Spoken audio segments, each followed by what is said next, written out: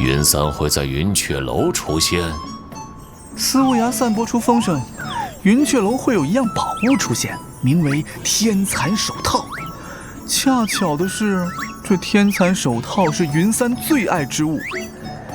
天蚕手套本是云天罗三宗的东西，云三自诩神偷门唯一传人，却始终无法偷到此物。老前辈，他故意这么做，该不是您授意的吧？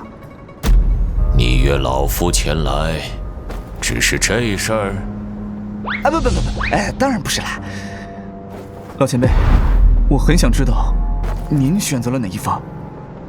这家伙说了半天，这才要说正事。这是5位皇子，啊不，这个不算，还有玉妃。继续。老前辈与大皇子素未谋面，怕是不会选择的。2皇子手下莫离是老前辈眼中钉肉中刺。4皇子常年戍边，宫中势力薄弱，可能性不大。5皇子性格懦弱，成不了气。玉妃娘娘亦是痛恨摩天阁。老前辈没得选啊。也好，老前辈只要不插手宫内势力，我便放心了。瞎分析了一顿，自己替师傅回答了问题。皇宫已乱成如此境地，宫中的勾心斗角，早晚有一天会蔓延至宫外。安阳便是个例子。你既已离开了宫中，为何要插手安阳之事？这诚如之前所言，李锦衣是我的朋友，我怎么可能看着他死呢？李锦衣若死，魏卓言也会死。3军群龙无首，2子震怒，皇室乱，天下乱。你有如此胸怀，倒很适合当这个皇帝。我可没那志向啊，我的追求很简单，活着，耍贱。这家伙的确是够贱的。龙吟，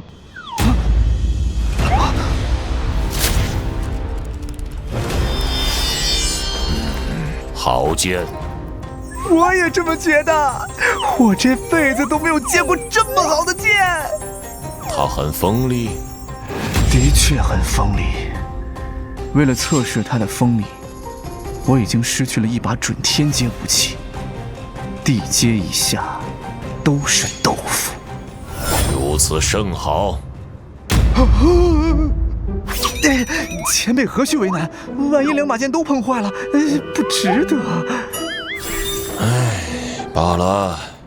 出现了一群修行者，从九曲河的对岸朝云雀楼飞去。来了，去看看。师傅，人多杂乱，要不徒儿一人前去？无妨。燕子云三何其狡猾，以明示阴的本事，恐怕很难抓住此人。云三修为不高，却是出了名的偷盗高手和难缠。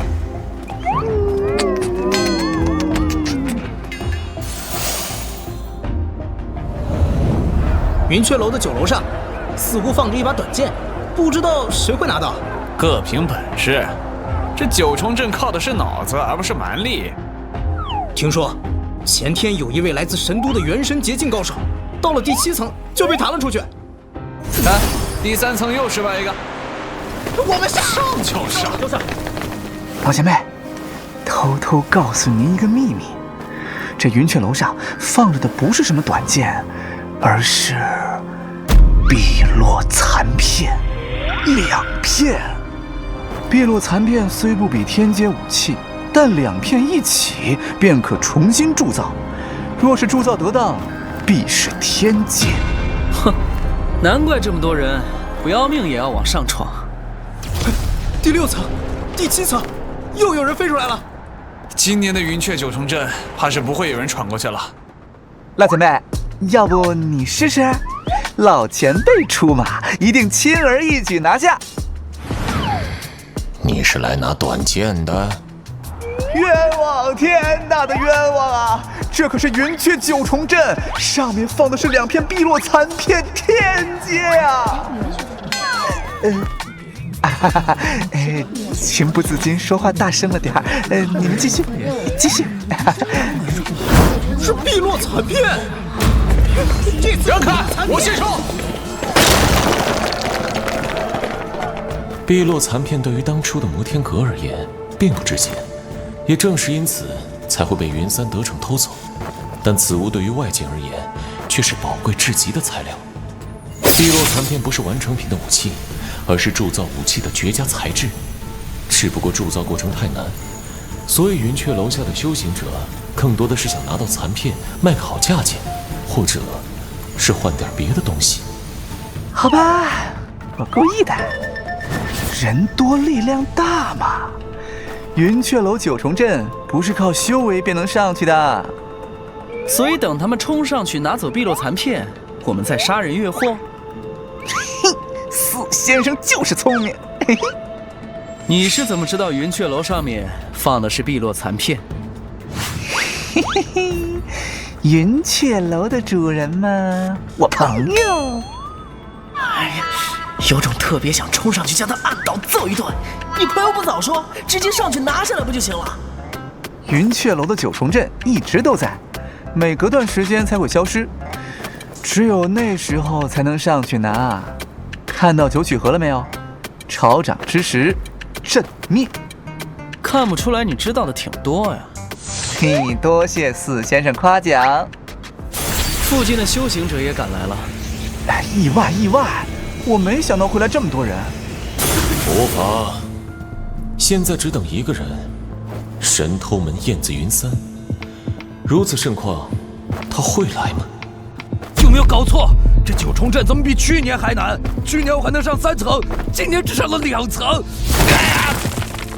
废话，若是不改进，人家白送你宝贝啊！我与此物无缘，告辞。先别走，闯关失败的，要么付钱，要么留下一样东西。你这朋友可真会赚钱。我与此物无缘，告辞。先别走，闯关失败的，要么付钱，要么留下一样东西。你这朋友可真会赚钱。人多又有什么用？还不是一个都没成功。老前辈有何看法？心无杂念。就这样。我又不是来当老师的。第8层的窗口有2名修行者倒飞出来了。18楼，好，能上到第8层，被弹飞的时候还能有余力自保，显然是个高手。怎么样？对，传授一下心得和经验。难，很难。就这么多？我劝你们还是放弃吧。我从未见过如此难闯的阵。你不再试试？不必了，第9层不可能有人闯过去。张某这话放在这里，信不信随便。师傅，我想试试。去吧。谢谢师傅，看我的！小丫头，祝你好运。闭嘴，叫谁丫头呢？乖，还是跟以前一样，不好惹呀。老前辈，这丫头……我奉劝你最好别招惹她，你现在可不一定是她的对手。姑奶奶加油！秦让让，这姑娘生得俊俏，看穿着和装扮，不像是平凡人家。哦，大概是安阳城中的富家千金，这般知书达理的女修少见啊。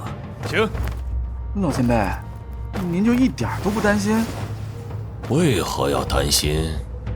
若是过不去，会被阵法弹飞，轻则元气紊乱数日，重则受伤半载。无妨。他这毫不关心的样子。您不是一直想要找回碧落残片吗？师傅，我在这儿。怎么可能？那怎么会跑到了5楼啊？而且看他的状态，似乎一点都不费力气，没有受到任何影响。这从进去到他出现在5楼这段时间并不漫长，也就是说，他进了云雀楼以后几乎没有做停留，一直在往上爬。云雀9重阵，1楼到3楼幻，4楼到5楼迷，6楼到7楼心魔，8楼幻听。这前8楼又怎么可能难得住小师妹？好吧。小渊儿天真无邪，心无杂念，前8楼摒除杂念，自然不会有干扰，这也在预料之中。第9层楼估计没那么好过，因为第9层楼的关卡是一道智商题，就连聪明的我也很难过去。哼，连我们也过不去，这世上是不可能有人过得去的。听声音应该是第8层楼，还不错了。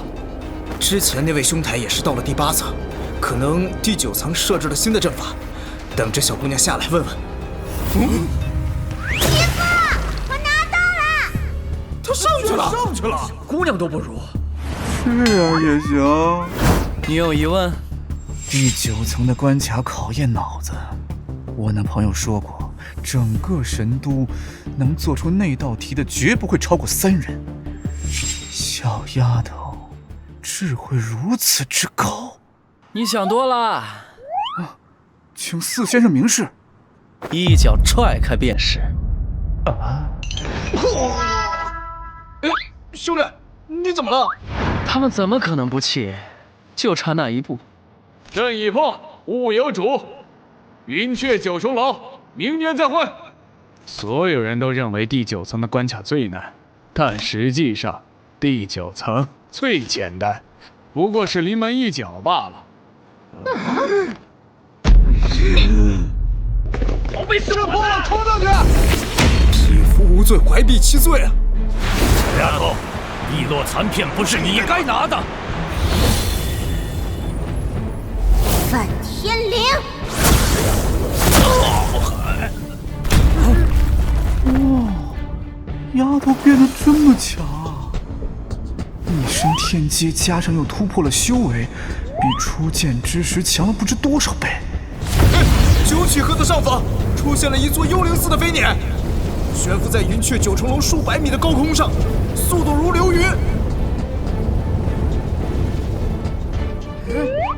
师傅，徒儿去帮师妹。不必，直觉告诉我，燕子云3很可能要出现了，有可能现在就躲在某个阴暗的角落中，窥视着这一切，又或者就站在这群修行者之中。恭贺9先生生辰，奉教主之命，奉上礼物1份。来者是高手，感知不到确切的修为。这小姑娘到底什么身份？排场一定比我高。修行者如此功效。哎呀，别急耶！摩天阁司乌牙果然名不虚传，那锦盒中的宝贝应该就是天蚕手套了。大师兄送的是踏云靴，二师兄送的是云长礼衣，七师兄送的会是什么呢？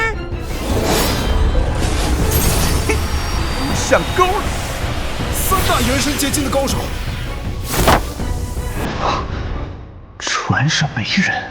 不要看，我去水底看看。我去。凉亭也有。燕子云3要想得到天蚕手套，不会只准备了钩索这么简单的东西。小师妹亦是有可能成为云3的目标。百节奏凝法身，大神通术，楼里也有机关。我呢？大师兄，云3不在这儿。不在云雀楼，那会在哪儿？小师妹，小心！水里还有机关，带着罡气的弓弩。不必担心小燕儿会受伤，有梵天灵、云长羽衣，加上他元神结晶的修为，可以瞬间做到6合道印的防御。擅长机关，不必担心小燕儿会受伤，有梵天灵、云长羽衣，加上他元神结晶的修为，可以瞬间做到6合道印的防御。擅长机关，我挡得住！梵天灵！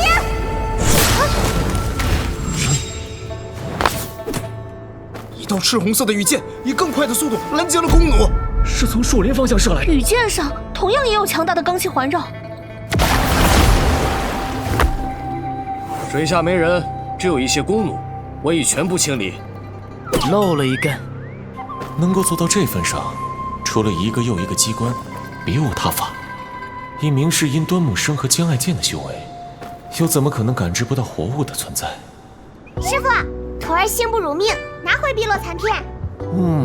很好，没受伤吧？没呢。回收碧落残片乘2，奖励200功德值。剩下的4片残片，要到何处寻找呢？玉妃娘娘驾到，闲杂人等回避！闲杂人等立刻回避！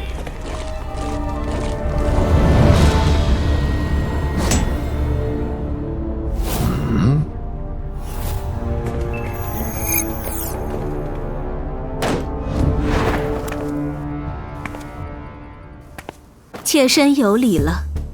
你认得本座？连玉妃都要以礼相待的老者，这是何人？何不上楼一叙？二位请。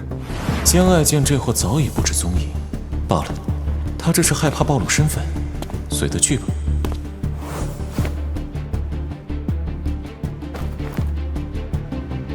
神都3大神射手之一，花月行。刚才那惊天一剑，将九曲河中的黑色弓弩挡住，令人叹为观止。前辈竟然知道晚辈的名字。若老夫没记错，你本是罗宗门下。哎呀，叛离师门，并不是值得炫耀的事啊！阁主老前辈何须嘲笑晚辈？花月行乃是弓箭好手，为朝廷效力，这是他的归宿。人各有志，勉强不得。说吧，何事？妾身此行有几个误会，想要跟阁主老前辈解释清楚。第一件事，当初派往安阳执行刺杀任务的沈渊，化名王富贵，此人并非妾身手下，而是有人栽赃陷害，趁机挑拨离间。妾身的确来自西域，妾身的姐妹也的确因摩天阁2先生而死，但妾身并未因此记恨摩天阁。阁主老前辈慧眼识人，妾身绝不敢撒谎半句。当初我击杀王富贵的时候，的确怀疑过是否有人从中挑拨。人死不能复生，单凭一面之词，不信他。第二件事，沈渊死后，摩天阁与宫中多次摩擦，皆与妾身毫无关系。此事，花月行可以作证。老夫为何要信花月行？这，妾身所言句句属实。阁主老前辈曾与宫中高人交过手，是真是假，很容易分辨。玉妃的身上毫无巫术的波动，若她真的敢与摩天阁作对，有机会孤身一人出现在云雀楼。只不过，你是如何得知老夫会在这里？安阳城乱，妾身多少有所耳闻。能让幽冥教4大护法臣服之人，除了摩天阁的主人，妾身实在想不出第2人。那你可知老夫为何来此处？妾身前来只为化解误会，其他一概不知。云三偷了老夫的东西。云三，就是那神偷明唯一传人，擅长探云手的燕子云三。不错。听闻此人身手敏捷，花月行所在的罗宗上下未能抓住此人。老前辈要想抓住他，恐非易事。阴暗中的鼠辈罢了，老夫出手，他便逃不了。师傅出手了。那是什么玩意儿？四四方方的牢笼从天而降，云气波动，出现了共振。不好，暴露了！对不住了，季老前辈，这一招奈何不了我。从今往后，燕子云三的大名将传遍整个大野。这家伙突然就弹射出去，好快！他从方头变成了圆头。等等，刚刚他好像提到了他。快跑！那是摩天阁的大魔头。摩天阁的魔头还愣着干嘛？废物，这就尿了！哼，偷老夫东西，老夫一定不记仇。这么远的距离，是什么进攻手段？巫术，或者某种法术，又或者是神射手才会的手段。我身为神都3大神射手之一，想破了脑袋，也没有想到神射手的何种手段是这样的。你们既然想和摩天阁解释清楚，那为何刚才你没出手？哦，晚辈一时出神，还望前辈见谅。罢了，就算花月行出手，也未必能命中云三。云三的狡猾已经远远超出预料之外，牢笼束缚已经锁定目标，至于能不能命中，只有看脸了。你逃得掉吗？传说中的坐骑。让！徒儿敬候师傅加衣。再甩出3张牢笼束缚，不确定能否一定命中云三。毕竟再完美的概率学，也无法解释飞球的命运和遭遇。原本打算，若是没有触发概率，那先行放过他。云三逃跑的那句话，让我改主意了。堂堂摩天阁阁主，当今世间第1大魔头，又怎么可能让你轻易逃掉？云三的确狡猾，但是他跑得过彼岸吗？最前方的一道牢笼束缚变得有10米宽，还在持续不断的变大。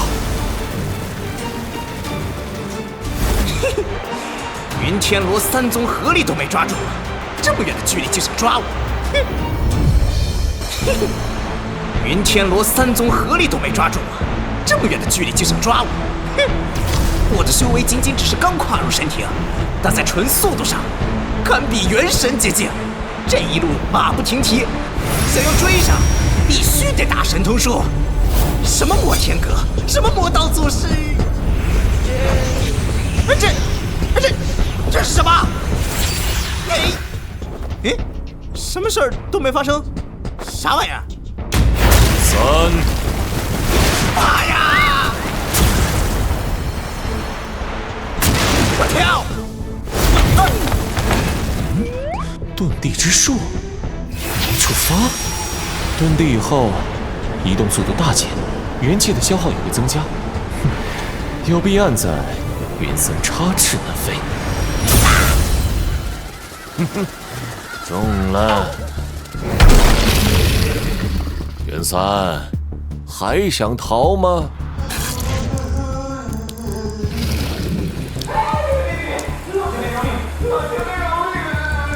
被牢笼束缚命中之后的修行者，会被束缚修为，这一点在范修文的身上已经得到验证。带走。老前辈年事已高，孤身一人去抓卖龙三，是不是？无需你操心，师傅他老人家神威盖世，云三若是能逃掉，那才是邪门。妾身并无恶意，还望各位见谅。云三被抓住了，神偷门唯一传人被抓了。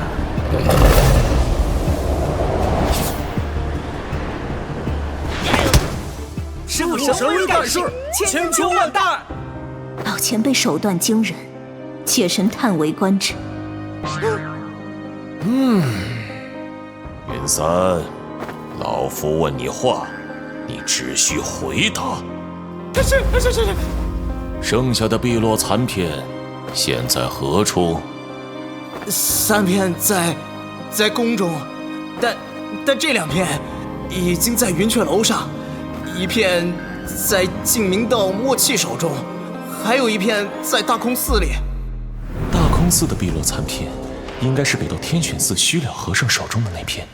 至于宫中的3片，云雀楼和小渊儿拿走了2片，江爱剑从内库拿走了1片。还有3片，不知道在哪儿。还有3片，婆婆妈妈，赶紧说！我到底该不该说啊？什么该说，什么不该说？难道你不清楚？你可知老夫为何知道，他便是云三？妾身一介女流之辈，不懂修行，妾身哪里知道？徒儿也明白了。正好也懒得多费口舌，说说看。云雀楼周围的钩索、风筝以及水下的机关术需要提前布置。既然云雀楼的主人来自神都，便和宫中最容易扯上关系。云三一个人做不到这一点，这说明云三的背后另有其人。有道理。如果是这样的话，会是谁呢？对摩天阁有仇之人，对云雀楼熟悉之人。想逃？这次我不会给你机会。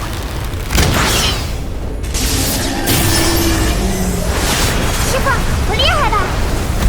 云三的修为被束缚，这么跳下去也不可能逃走。那么他为什么还要做出逃跑的行为？杀人灭口。晚辈不敢，晚辈只想帮老前辈。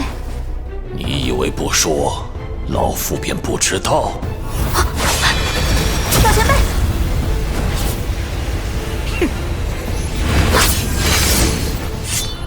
还敢玩花花肠子？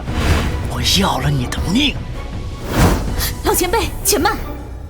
让他上来。上来吧。妾身这么做，实属无奈。你肯承认了？云三的确是妾身的人。云三是玉妃的人，所以云三才不敢多说什么。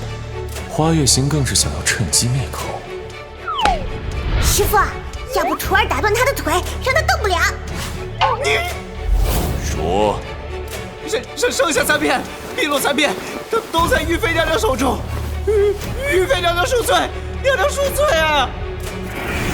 这么一算的话，宫中的碧落残片实际有4片，将爱剑从内库中拿到的那片已经得手，可以不再考虑。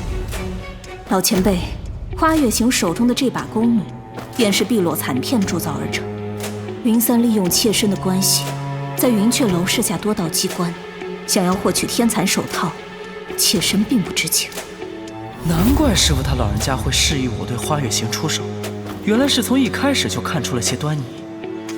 妾身真要与摩天阁为敌，又怎么敢亲自来云雀楼送死？若是这样，晚辈更不会出手阻止云三。的确是花月行出手，阻止了那道弓弩。晚辈愿将弓箭还给摩天阁。这还差不多。碧落残片铸造得当，2片便可以铸造一把天阶武器。没想到这3份碧落残片，竟只铸造出了地阶弓箭，实属有些浪费。回收碧落弓需重新炼化，可获得碧落残片乘3。任务进度：回收碧落残片7/8。比想象中的要顺利得多。原本以为碧落残片散落天涯海角，寻找起来要费尽周折，还差最后1片。云三，老夫给你一个活命的机会。老前辈请吩咐，只要能活命，让我做什么都行。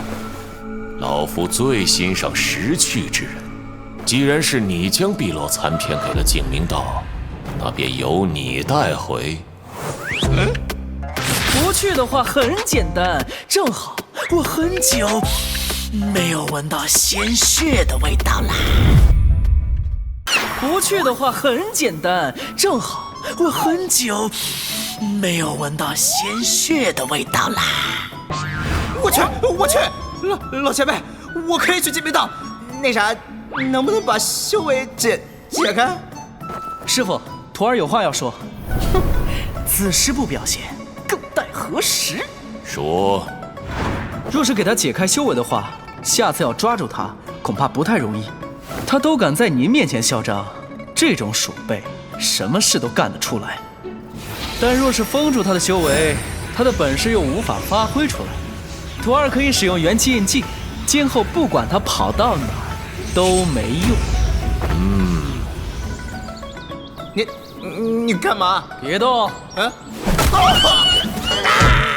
师傅，徒儿已经完成，不过这印记只能持续3个月。老夫便给你7天时间。不是3个月吗？7天，是不是太短了点儿？你没有讨价还价的资格。7天后，你要是没有带回碧落残片，我便下山追踪你。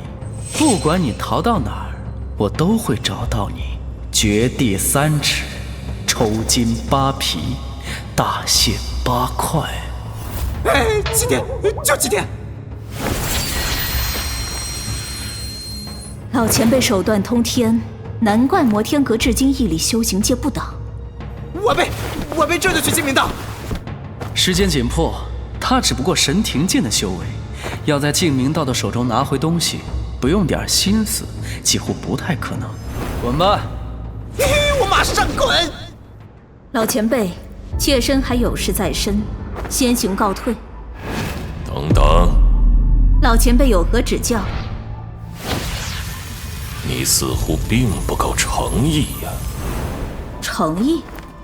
你可曾见过莫离？二皇子的妃子，妾身自然见过，请老前辈放心，妾身心系的是皇上，绝不与他们同流合污。哇，玉妃也会吃瘪啊！江爱剑的声音。老前辈，云三毕竟是玉妃的人，若没有玉妃做支撑，又岂敢觊觎天蚕手套？若不惩治，恐怕有损摩天阁的威名啊！摩天阁做事向来睚眦必报，哦不，向来恩怨分明。啊！老前辈早已勘破一切，你还要继续？玉妃娘娘，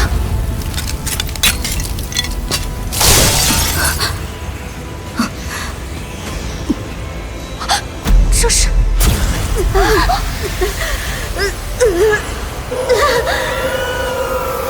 小心有毒！没想到玉妃额头上的红莲消退，整个人萎靡了下去，昏迷不醒啊！蒋爱剑，你早就知道他被人控制啊？是啊，我得低调行事，他能通过玉妃的眼睛看到这里的一切。毕竟我这么出众，万一被认出来……他没有直接说出自己三皇子的身份。咦，老前辈您好啊！你是说玉妃娘娘是被人控制的？废话，玉妃并非修行者，能在宫里来去自如，服侍的又是当今天下最有权势的男人，那莫离又岂会放过这么好的机会呢？帮我看看头上有没有花，我可不想被控制了。既然他被控制，那为何不通过玉妃袭击我等？其一，莫离应该是受了重伤；其二，巫术通过傀儡释放，威力最多只有6成。面对老前辈这样的强者，他只能选择退避，所以他才借助玉妃来求和，也算是给自己争取疗伤的时间。莫离如此心思，如此歹毒之人，没入摩天阁真是亏了。好重的杀气啊！我的意思是说，他走的终究是小道，这种叫恶，大道为魔。还愣着干什么？把你们的玉妃娘娘抬走，带回去。你不能走。啊？怎么？难不成你打算回去找莫离，当他的爪牙？刘晨，老前辈直呼我的本名，后悔了，后悔了！干嘛要这么嘴欠呢？大魔头慧眼如炬，明明已经看出端倪，不插手也会发展到这一步。更何况，面对的是摩天阁，随便跳出来一个魔头都能要了我的命。老前辈。我叫江爱剑，江河湖海的江爱剑。你倒是很会打如意算盘呀。老前辈，咱们是合作，现在对双方不挺好的吗？恐怕还不够。萧韶盘算了一下，为了抓云三，消耗了3张牢笼束缚，现在道具卡已经全面涨价。云三只有神庭境的修为，单纯擒获并不讲功德，功德积累的难度越来越高的情况下，等于是血亏。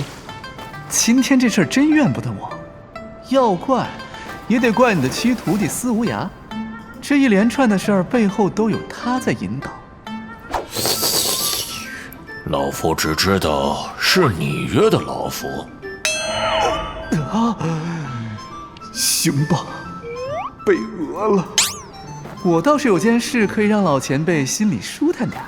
说，花月行，我本来打算带你出宫还你自由，但现在嘛，我给你指条明路。加入摩天阁！加入摩天阁！无是我小瞧他，就他这水平，入了摩天阁打打杂还行，连周继风都比他强。自小在罗宗修行，不喜欢剑术、刀术、拳术，偏偏迷恋上了弓箭。这一练一发不可收拾，反而成了罗宗的神射手，成了神都3大神射手之一。打杂？我不服！你不服又咋的？来，我的手下不分男女，走错了别怨我。这家伙的手段已经见识过，而且还有天劫武器。嘿嘿，各位别小瞧了他，花月行在弓箭上的天赋很高，只可惜任人不亲。你要是想加入摩天阁，就给他们露一手。我不加入摩天阁。为什么？我宁可回宫受罚，也不愿意入魔道。相信我，宫里的是非远比外面复杂的多。况且玉妃的巫术已解，莫离这个人很危险。难道你打算回罗宗？你到底是谁？我是谁不重要。少啰嗦，不就是个皇子身份？赶紧说重点，磨磨唧唧的。好歹我也是皇子，给点面。好，我马上搞定。你是皇子？低调。来，我跟你嘀咕几句。这样，对吧？晚辈花月行，愿意加入摩天阁，求老前辈收留。你还没这个资格。不需要武器，徒手便可凝结成钢。第一次见。太弱。请将晚辈武器一用。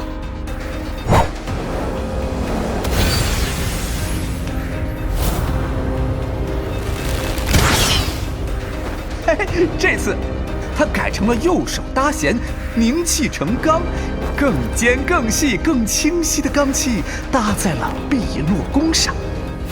物之所及，皆为靶心。十几箭齐发，全中。讲道理，这手是射得好吗？真正的剑术，无不经历沙场。你天赋不错，但锐气不够，想入摩天阁还差得远。有道理。江爱剑，念你拿回一片碧落残片，老夫不与你计较。别忘了你我的约定。恭送老前辈。又得自己飞了，心好累。哎呀，赶紧追呀！你没别的去处。记住我说的话，这世间皆容不下你，唯有摩天阁。家师已经说了，你还没有资格入摩天阁。我要证明我有。好，你就不怕我杀了你？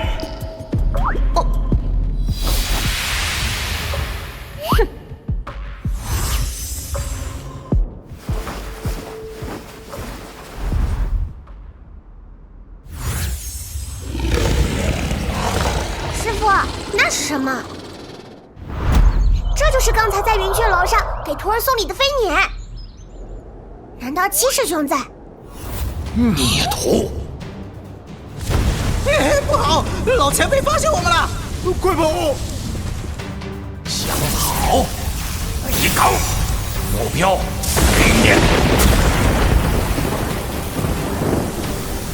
抓捕神偷云三的手段，虽然见识短，还能理解，反倒是这一记雷罡，有惊天地泣鬼神之能。与其相比，那一招树道羽剑，显得很小家子气了。师傅他老人家脾气一上来，谁挡得住？七师弟这是要吃亏啊！七师弟要是在飞年上，估计跑不了。哇，老七这下玩大了，敢在这里暗中观察云雀楼。孽徒，还不赶紧滚出来！那是天阶武器，此生已无憾啊！再看，打死你们！这次前往云雀楼没有赚到什么功德点，但若是能将老七抓住，那也不亏。教主千叮咛万嘱咐，一定要远离祭天道，不可以有任何的反抗之心。这就不成暗网教内的铁律。修为竟然没有一个神庭境以上的，老七司无涯的修为，怕是早就跨入了元神劫境，说明眼前这帮人没有司无涯的身影。元儿，哼，好嘞！让一下，你顶住了，我冲回去！哈，姑奶奶饶命啊！谁是你姑奶奶？小师妹早就忍不住了。三师兄，你说小师妹以后会不会虐待我们呀？应该不会吧？小师妹长大了。但愿。师傅，要不我来揍他们，保证让他们说出七师兄的下落。秒懂，不用，徒儿这就退下。所有的问题，老夫只问一次，若是有一个答案错误，后果自负。教主说了，老老实实配合，不能有任何反抗之心。司无涯现在何处？老前辈，我们只是奉命行事。教主一向神龙见首不见尾，我们真的不知道啊。为何躲在这里？教主有令，给九先生送完礼物后，观察后续情况。如此一来，云三的事情基本是由他一手策划。那么，司无涯的真正目的是什么呢？如此一来，云三的事情基本是由他一手策划。那么，司无涯的真正目的是什么呢？师傅，老七这次实在太过分了，敢在背后设局利用摩天阁。徒儿愿意留下追查老七，誓要将他擒住。你恐怕不是老七的对手。在心机上，明世英玩的终究是一些小聪明。谁强谁弱还不一定呢。四师弟已经今非昔比，这段时间与师弟切磋，总觉得师弟比以前更带揍了。这话怎么听着怪怪的？回去告诉你们教主，若是知道错了，便亲自来。哎，师傅，就这么完了？你有良策？徒儿觉得，倒不如将他们全部绑到山上，每天杀一个。若是老七重情重义，说不定就出现了。事情要是真这么简单的话，何须拖到现在呢？饶命啊！我们只是拿钱办事儿啊，我们连教主的面儿都没见过，求老前辈饶命啊！拿钱办事。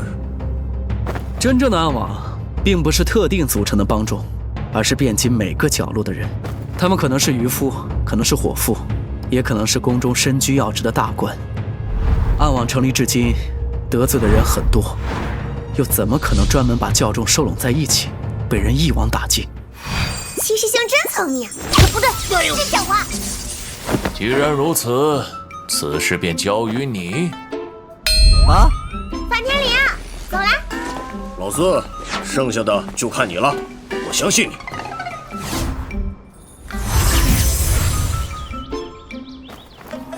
没有我们什么事儿了吧？让你嘴欠！他抽自己耳光，这么狠？毕竟是个魔头，有点不良嗜好可以理解。老子心情不好，只能拿你们出气了。救命啊！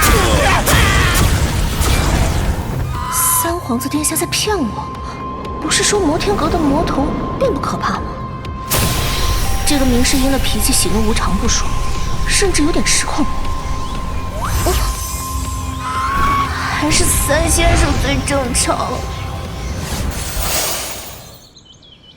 七师弟，你这么做，就不怕师父他老人家迁怒于你？大师兄，安阳城乱跟我没有半点关系，我只不过顺手传递一下消息。师父若是生气，那便生气好了。我一直很好奇，是什么样的阴功，可以在瞬间逼退四大护法？若是连大师兄都不知道，那我就更不知道了。不过，师父他老人家毕竟活了1000年，有点保命手段也属正常。言之有理。听闻穿云飞辇重现，于汤子镇大败石屋先贤大阵，依你之见，师父此举何意？按照我的想法，年纪大了，应该好好待在摩天阁，把晚年过得舒服点儿。这般高调，不太合理。暗网的确遍及天下，但唯独摩天阁中没有我的人。老八。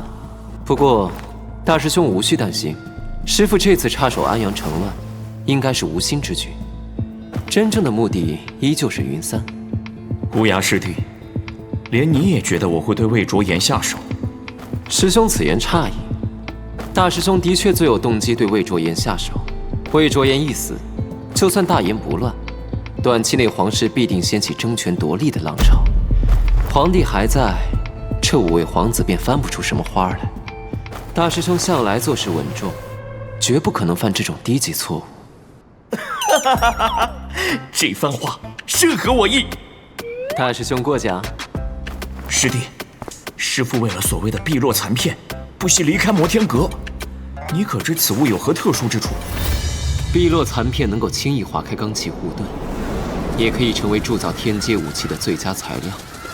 除此之外，并无特别之处。这不合理。若是没有特别之处，那摩天阁为何要费这么大的劲寻找碧落残片呢？我们也是为你好啊。来人，属下在。传我命令，安阳一乱之中，凡是骚扰此家的，一律按照幽冥教的规矩处置。谨遵教主谕令。小师妹能有大师兄这般照顾，真是三生有幸。小师妹修为不高，却敢与二师弟动手，单论这份勇气，值得嘉奖。大师兄言之有理。师弟明事理。2位上月湖锤子实力，值得教主学习。青龙殿大首座求见。让他进来。教主，安阳之事已经查明。说。冒充幽冥教的，乃是净明道门主莫契。他们似乎对这个消息一点都不感到意外，反而露出了一抹笑意。恭喜大师兄，这可是天赐良机。传令下去，1个月内拿下净明道。遵命。净明道门主莫契已受了重伤，净明道高手潘离天不知所踪，仅剩下1名7叶高手游红衣。以4大护法的本事，拿下净明道指日可待。不过，大师兄并非是鲁莽之人。潘离天，我倒是希望他能出现。没人知道潘离天在哪。传闻潘离天是和黑旗范修文属于同一时代的人，后来不知为何离开了净明道，四处云游。毫无疑问，潘离天是净明道最为年长的高手。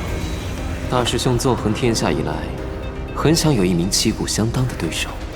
二师兄亦是如此，也希望潘离天是1名合格的对手。当然，师父除外。在安阳将所有的天书非凡之力耗尽，体质也差了，得闭关，好好参悟天书了。在安阳将所有的天书非凡之力耗尽，体质也差了，得闭关，好好参悟天书了。还有14170点功德，先囤点卡吧。购买3张致命一击，2400点。果不其然，致命一击再次涨到了1000点一张。换言之，击杀4叶以下的修行者已经不赚了。购买3张无懈可击，1800点。牢笼束缚买了3张，1500点。雷罡卡，算了，先不买了。绝地疗伤补充3张，1500点。功德剩余点数6970。这个点数，想要购买价值2万的8法运通，就有些异想天开了。舒服。关闭系统界面，进入参悟天书状态。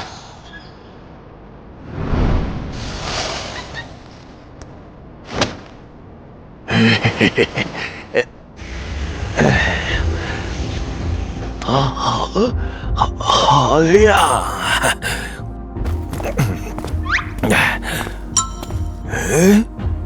姑娘，你为什么跪在这里？老头，这里是摩天阁，想活命的话，早点离开。这摩天阁，你怎么不害怕呀？我为什么要怕？反正早晚我都会加入摩天阁。嘿嘿，这天底下，人人都对摩天阁畏惧3分，巴不得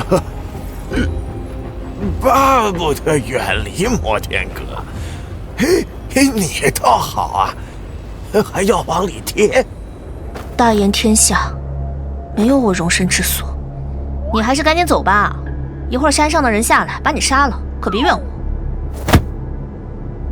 姑娘，老朽看你面相偏善，听老朽一句劝，你不适合摩天阁。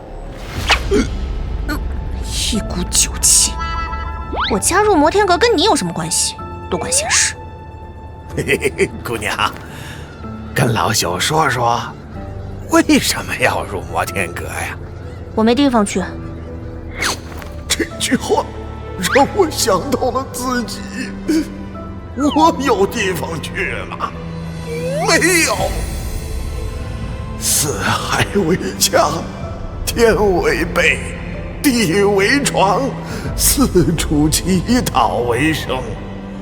但是人家是年轻小姑娘，又怎么能像老头这般拉下脸，四海为家，像无根浮萍一样？哎呀，姑娘，这里是金庭山。老头，我拜托你，能不能别打岔？要走赶紧走。哎，老朽不走。哎呀，没有酒，这人生就失去了色彩，无聊。这不仅是个乞丐，还是个嗜酒如命的酒鬼。金庭山上也不知道有没有好酒啊。老朽去看看，兴许他们大发善心，赏一口酒。难道他能越过金庭山屏障？哎呀！哎呀！疼死我了！自讨苦吃，何必呢？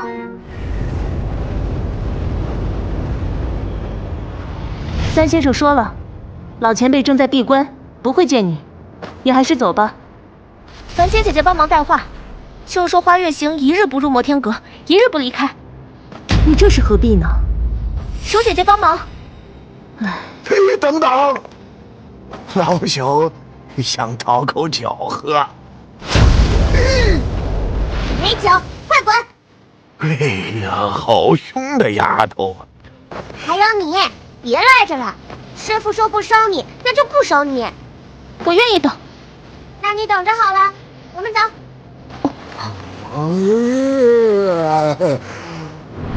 老朽困了，睡完觉再走。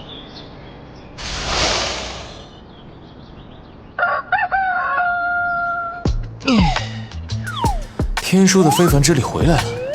经过这么久的参悟，总算了解了修炼方法。参悟相当于感知元气，获得的非凡之力相当于纳入元气，凝结成钢。唯一不足的是，参悟这么久，只够释放一次，实在是有些可惜了。系统界面6970点，幸运值点数89点。天书的事只能走一步看一步，没有现成的经验可以借鉴。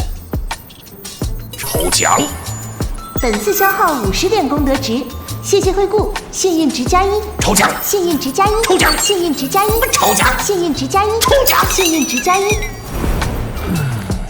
平静，还好做好了心理准备啊。抽奖，本次抽奖消耗50点功德值，幸运值100点，获得强化版牢笼束缚×5，强化版绝地疗伤×3，逆转卡×5，强化版牢笼束缚，触发概率100%，不可购买。强化版绝地疗伤，疗伤恢复60%，不可购买。100点的幸运值，也就是5000点功德。不过这2种强化道具卡还算可以，毕竟不可购买。师傅，云三回来了。情况如何？云三带回了碧落残片，正在大殿中等候师傅。知道了。云三带回了碧落残片，正在大殿中等候师傅。知道了。伤势已经恢复。这段时间在摩天阁一直安心静养疗伤，已经痊愈。徒儿会努力修行，早日踏入元神捷径。这9个弟子之中，目前只有昭月和朱红贡卡在神庭境没有进步了。昭月修炼的是完整版的明玉功，而且他天赋也不差，假以时日进入元神捷径不成问题。参见师傅，参见阁主。拜见阁主。右手已经没了。于三幸不辱命，侥幸拿回碧落残片。回收碧落残片×1，获得100功德值。虽然显示碧落残片8片全部到位，但并未奖励任务完成的功德点。师傅，云三将残片带回，要不要？老前辈饶命啊！老前辈饶命！我已经将残片拿回来了，求老前辈信守承诺啊！净明道现在情况如何？净明道秩序混乱，各大长老相互争权夺利，晚辈趁机混入净明道，寻回了残片。混乱？好像是净明道门主受了伤，一直在闭关休养，群龙无首。净明道高手尤弘一不在。这摩天阁内畅所欲言。3日前，幽冥教2位首座率众攻打净明道，尤弘一被华重阳和白玉清重伤。幽冥教会在这个时候对净明道出手？正斗10大名门几乎是一条绳上的蚂蚱，对净明道出手，那便是对10大名门正道出手。幽冥教有这个实力应对其他9大正道的围剿吗？师傅，净明道如今大乱，大师兄此举也会给摩天阁招惹麻烦。于正还进攻净明道，有何目的？这个晚辈就不知道了。幽冥教这些年来一直在扩充势力，中间出了个魔刹宗，也因为太过出挑被摩天阁所灭，如今只剩下段行一人苦苦支撑，不成气候。想起安阳之乱，虽说有人冒充幽冥教，但幽冥教恐怕也很想要魏周言去死。这样一来，幽冥教更加强大。晚辈已经尽力做好此事，还望老前辈饶我一死。云三这手臂一断，等于断了他的长处，也算是对他的一个惩罚吧。好自为之。谢谢阁主老前辈。啊，我送你下去。哦，谢谢兄台。花长老何在？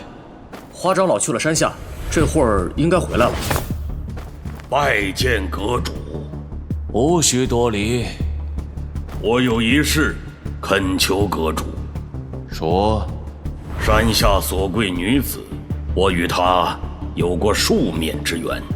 此女善射，天赋奇高。若她可以上山，对摩天阁只有好处。花长老，你来自云宗，勉强入了摩天阁。云天罗三宗一向交好，你就不怕他也跳进了火坑？他已经无处可去。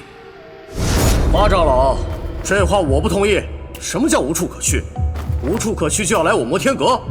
哼，当我这什么地方？专收垃圾的地方吗？我不是那个意思。那你什么意思？你来自云宗，入摩天阁的时候也不成些，难不成想要在摩天阁拉帮结派搞内讧？段不生，你休要侮辱我！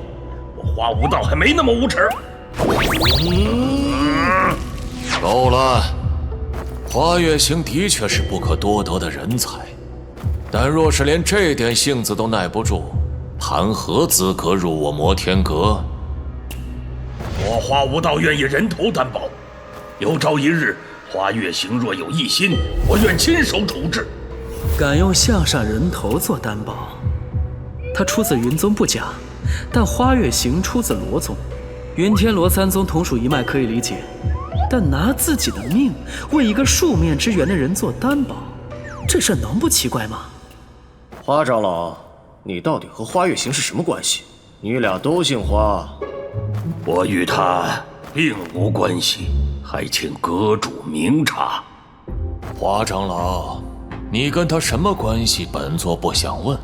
花月行要入摩天阁，可以，本座便给他一个机会。是拿下昔日围攻金庭山的名门正派任何一个3叶以上修行者的人头，便可入摩天阁。我就知道你还是有异心，连这一点都做不到，还谈什么加入摩天阁？哼，你说你天赋很好，会成为摩天阁的强大助力，可你连一个敌人都杀不了，要来有何用？好，进入摩天阁，那便有这个觉悟。哎呀，去吧。老八何在？八师弟在修葺凉亭，我这就去叫他。徒儿拜见师傅，师傅千秋万世，福寿无疆。摩天阁待的习惯？师傅，这本来就是我的家，当然习惯。就没有地方比摩天阁还舒服，我住这儿舒心。真的？徒儿句句属实，不敢有半点谎言。和大家相处如何？今儿师傅是怎么了？这般嘘寒问暖，别扭。师兄师姐都很照顾我。小师妹，小师妹温柔可人，大家待我都像家人一样。和老七相处的如何呀？很好，特别好。老七一直对我很照。老七？师傅冤枉，徒儿跟七师兄没关系啊。那你说说看，老七是如何得知为师的行踪的？老七是如何得知为师的行踪的？老七的眼线遍及唐园每个角落，他当然知道。那你觉得摩天阁中谁会是老七的眼线？好，八师弟，原来是你！师傅，请听徒儿解释。师兄，我快撒手！为师就听你如何解释。乌鸦师兄，叛徒！他向我发誓，绝对不做不利于摩天阁的事，甚至还说要帮摩天阁，所以徒儿才不小心透露了师傅的行踪。他这么说，你就信了？师傅，说老实话，徒儿在猛虎岗的时候，一直都是七师兄在照顾徒儿。七师兄是喜欢玩弄心机，可他的确没害过同门，大师兄和二师兄都很欣赏他。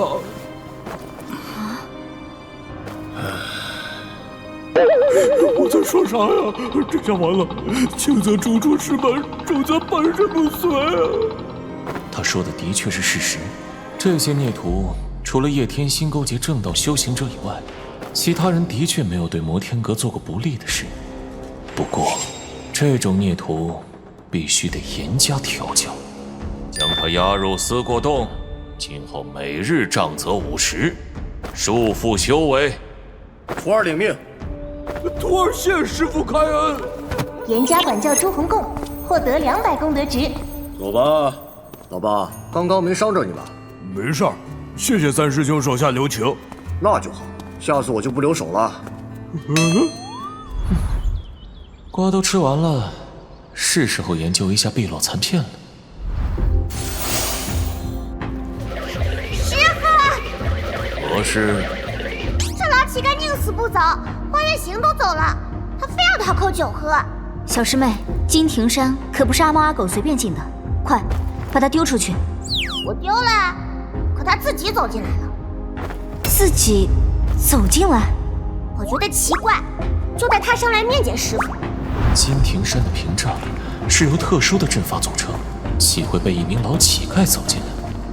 这种事马虎不得。就是他。酒，老朽要喝酒。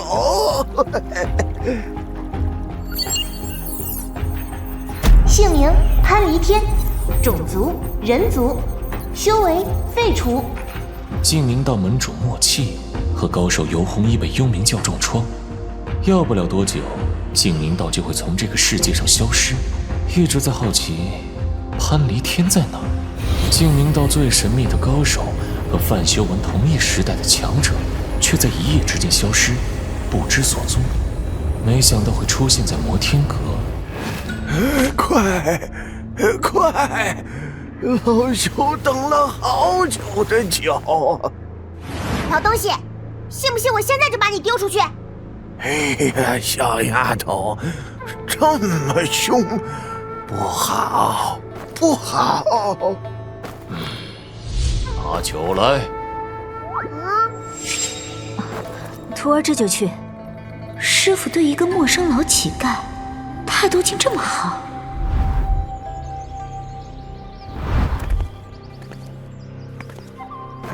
酒！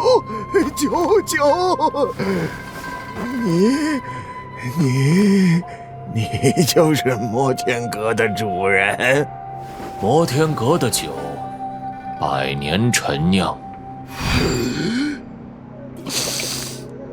好酒啊！真是好酒啊！想喝吗？想，老朽太想了。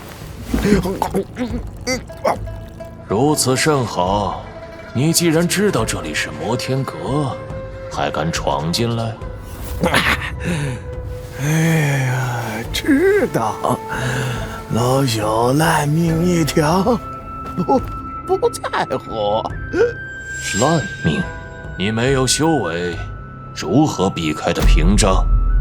老朽也糊涂，老朽就是一普通乞丐，哪里懂什么屏障？堂堂净明道第一高手，竟落到这般田地，本座不知该不该高兴。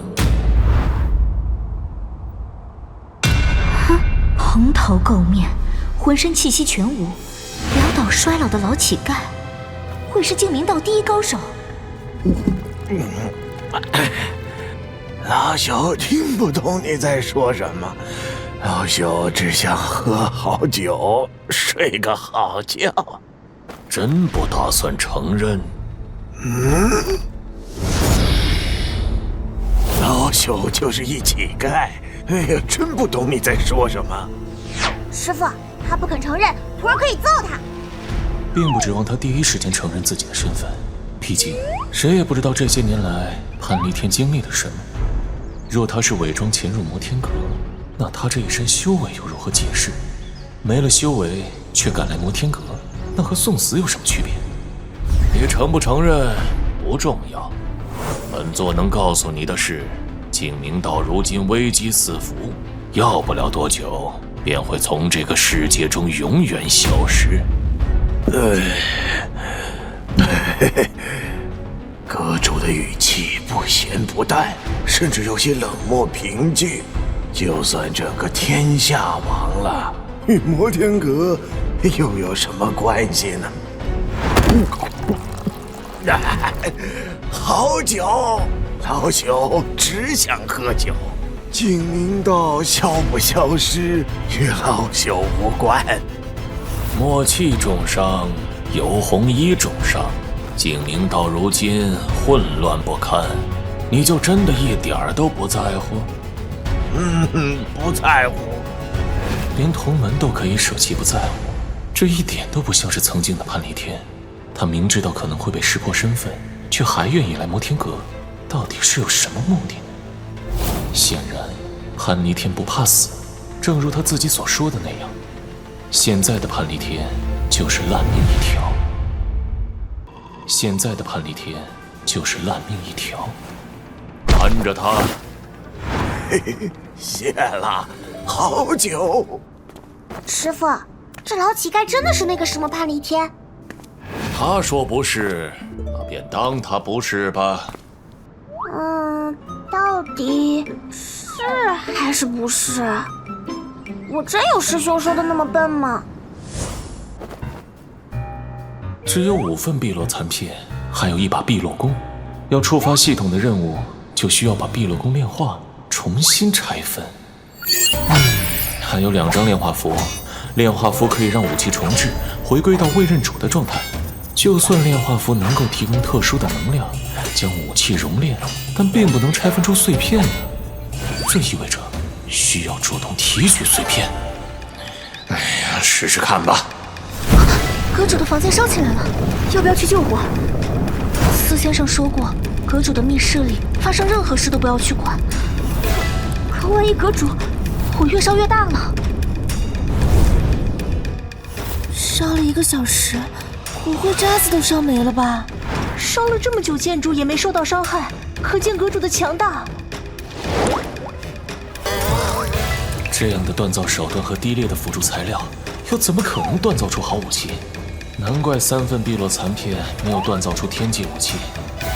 回收碧落残片乘3，获得功德300点。收集碧落残片任务完成，奖励1000点功德。是否合成碧落残片？这8份碧落残片原来是一样东西。合成？这到底会是什么东西呢？获得武器碧落刃，获得天书开卷。这匕首比之前的碧落残片要大一些，整体看来依旧偏小巧玲珑。可惜的是，系统并未提示这把匕首的认主目标会是谁。现有的武器有魏明、斩命刀、泪痕香，除了魏明，剩下的武器都可以给徒弟们。毕竟徒弟们强大，等同于我这个师傅强大。现在就只有5徒弟昭月和8徒弟朱红贡没有武器，要怎么分配呢？昭月是女孩子，斩命刀比较大，不太雅观。泪痕香化成拳头以后，似乎更不雅观。这2样武器乍一看更适合老八朱红贡使用，但是朱红贡刚会摩天阁，性子还需磨练，在他没有异心之前，不打算给他武器用。这么一盘算，也就只有昭月最适合碧落刃。只不过，昭月现在的修为还没有到元神结界，无法驾驭天阶武器。魏明试一下碧落刃。山主，这碧落刃起码也是天阶，要是被毁掉，就太可惜了。天书开卷上，难道是和3卷天书有关？人字卷天书处于点亮的状态，至于地字卷和天字卷依旧是暗淡无光。打开人字卷天书，众生言音神通，安阳城之乱。脑海中蹦出来的天书便是这行字。那么，天书开卷的目的是什么呢？继续参悟天书试试。若一切法灭禁止神通，亦得灭禁止通故。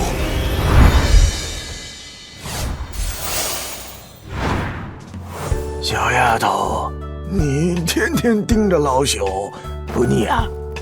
师傅说了，让人看着你。对了，你是怎么进入屏障的？你想知道？美人，你知道老朽最欣赏你什么吗？什么？坦率、真诚、不做作。嘿嘿，我师兄都这么夸我。那你能不能告诉老朽，金庭山上有没有一个姓潘的？有啊。在哪儿？就是你呀。老朽是说别人。你是说潘正？啊，你不提我都没发现。你姓潘，他也姓潘，你是他爹？哎呀，老朽不姓潘，就是随口问问。那就奇怪了，潘老头，你就是一个普通老乞丐，就不怕我师父杀了你？都说了，老朽不姓潘。好吧，那你告诉我，你是怎么进入屏障的？再精密的渔网也有缝隙。小丫头，潘仲死了吧？他命大，遇到了我师父，要不是我师父赐他6阳功，估计早就死了。那就好。在山上过得如何呀？放心吧，你儿子过得好着呢。老朽真的不姓潘，况且老朽一把年纪，又岂会有儿子啊？丫头，再给老朽许点酒，100年的陈酿，好不好？好吧，看在你孙子的份上，给你试点。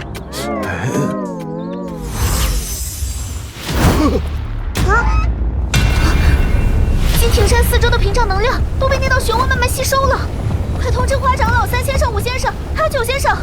是，摩天阁可是我们的家，不能出事。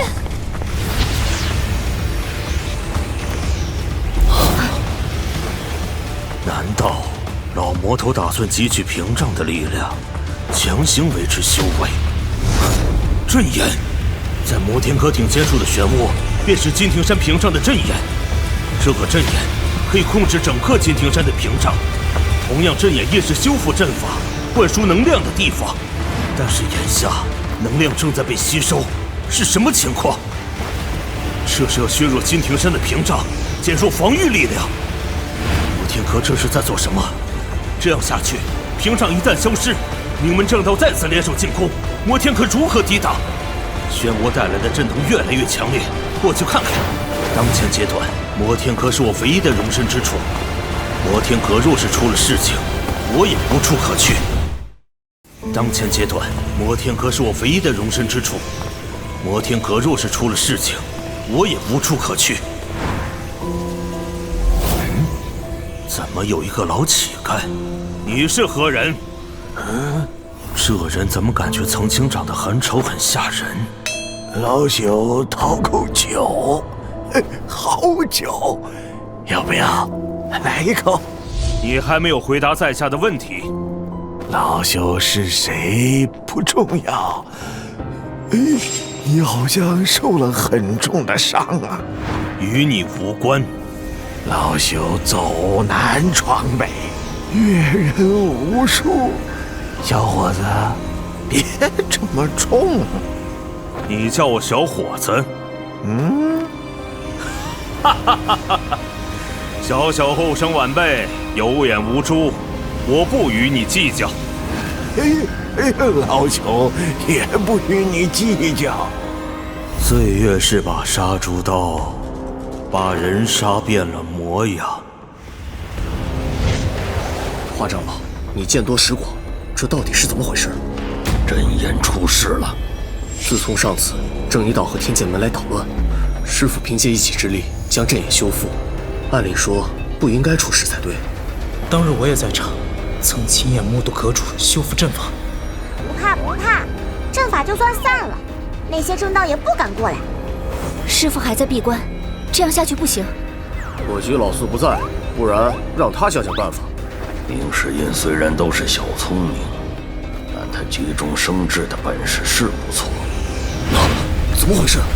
屏障震动，这意味着屏障的能量进一步被漩涡吸收。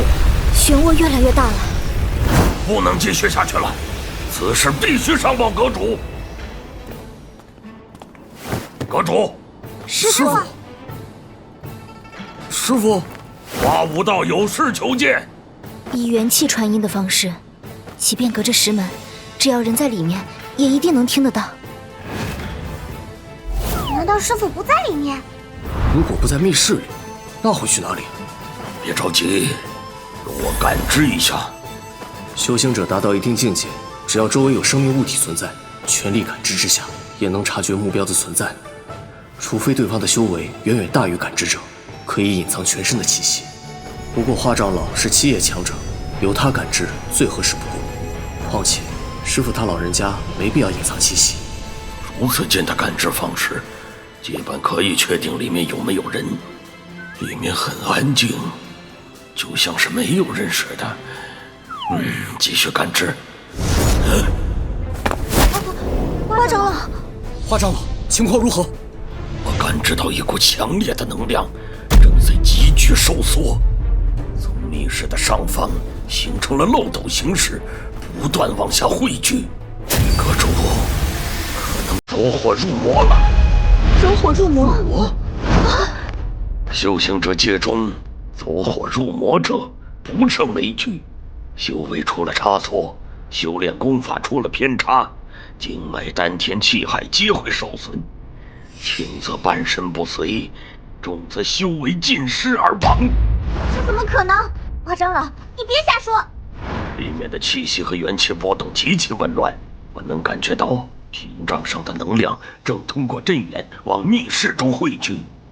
你们若是不相信，自己一探便知。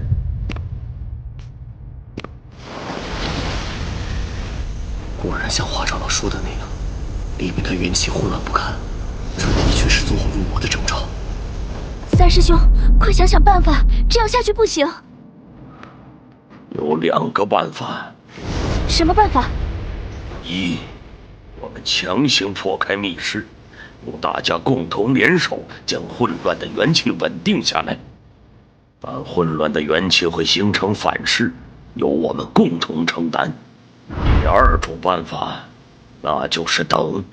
走火入魔者尚有一线生机，修炼过程中强势逆转，突破修为，但是这种可能性非常低。那还等什么？破开密室！三师兄，快！既然如此，那便选择第1种，元神结境以下修为者速速离开。我同意。我留下，其他人离开。师父一旦出了事，摩天阁的灾难便真正来临，屏障的能量波动比之前更剧烈了。看来这么多年过去，你始终没有放弃对永生的追求。生老病死乃是亘古不变的真理，有些人呐，总想着打破真理，何必呢？老东西，你如此看得开，为何不从这里跳下去，一死了之？小伙子，老朽也没几年可活了，倒是你年纪还小啊，等你到了老朽这般年纪，该懂的自然都懂。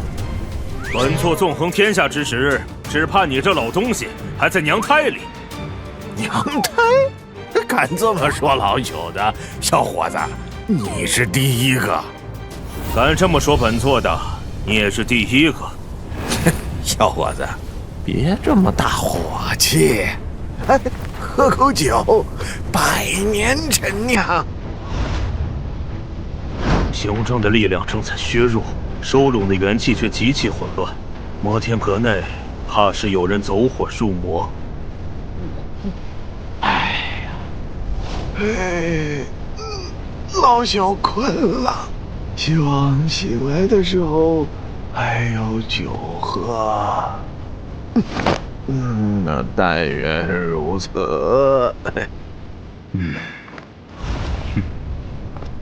动手吧！我虽是七叶高手，但在进攻方面不如段木生。没想到这木门如此诡异，竟能扛得住你这一击。毕竟这是师父常年闭关的地方，加上这里的构造以及细微的阵法布置，一般的修行者很难破开。一击不成，那就2次；一击不成，那就2次。再来！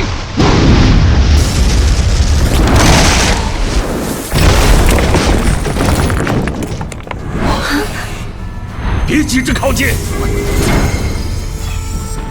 密室的上方是一个正方形烟囱式的通风口，金庭山屏障的能量也是由这个通风口全部涌进来。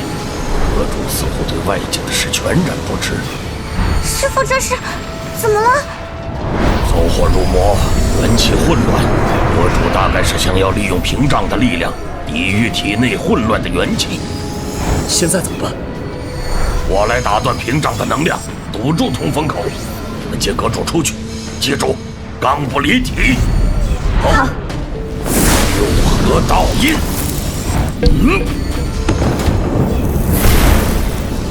上！上！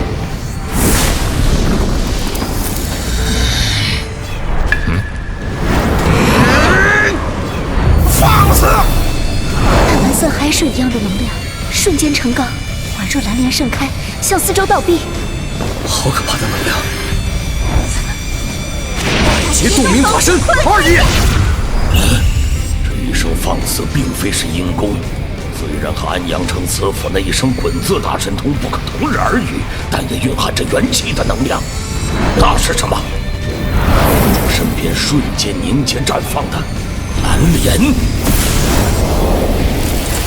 不好！蓝莲一开，四周罡气倒逼的力量顷刻间增加了数倍，他们扛不住。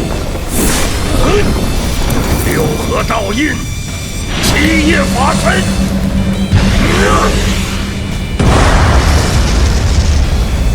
有个道字几乎毫无抵抗之力，被诡异的能量击溃。花长老，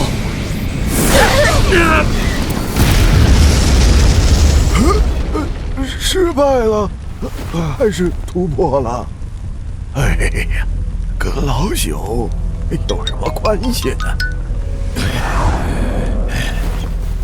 胡鑫研究了20年的防御道印，没想到一招雷罡便破了六合道印。先贤大阵之后，我也颇得领悟，逆境中突破8字变9字。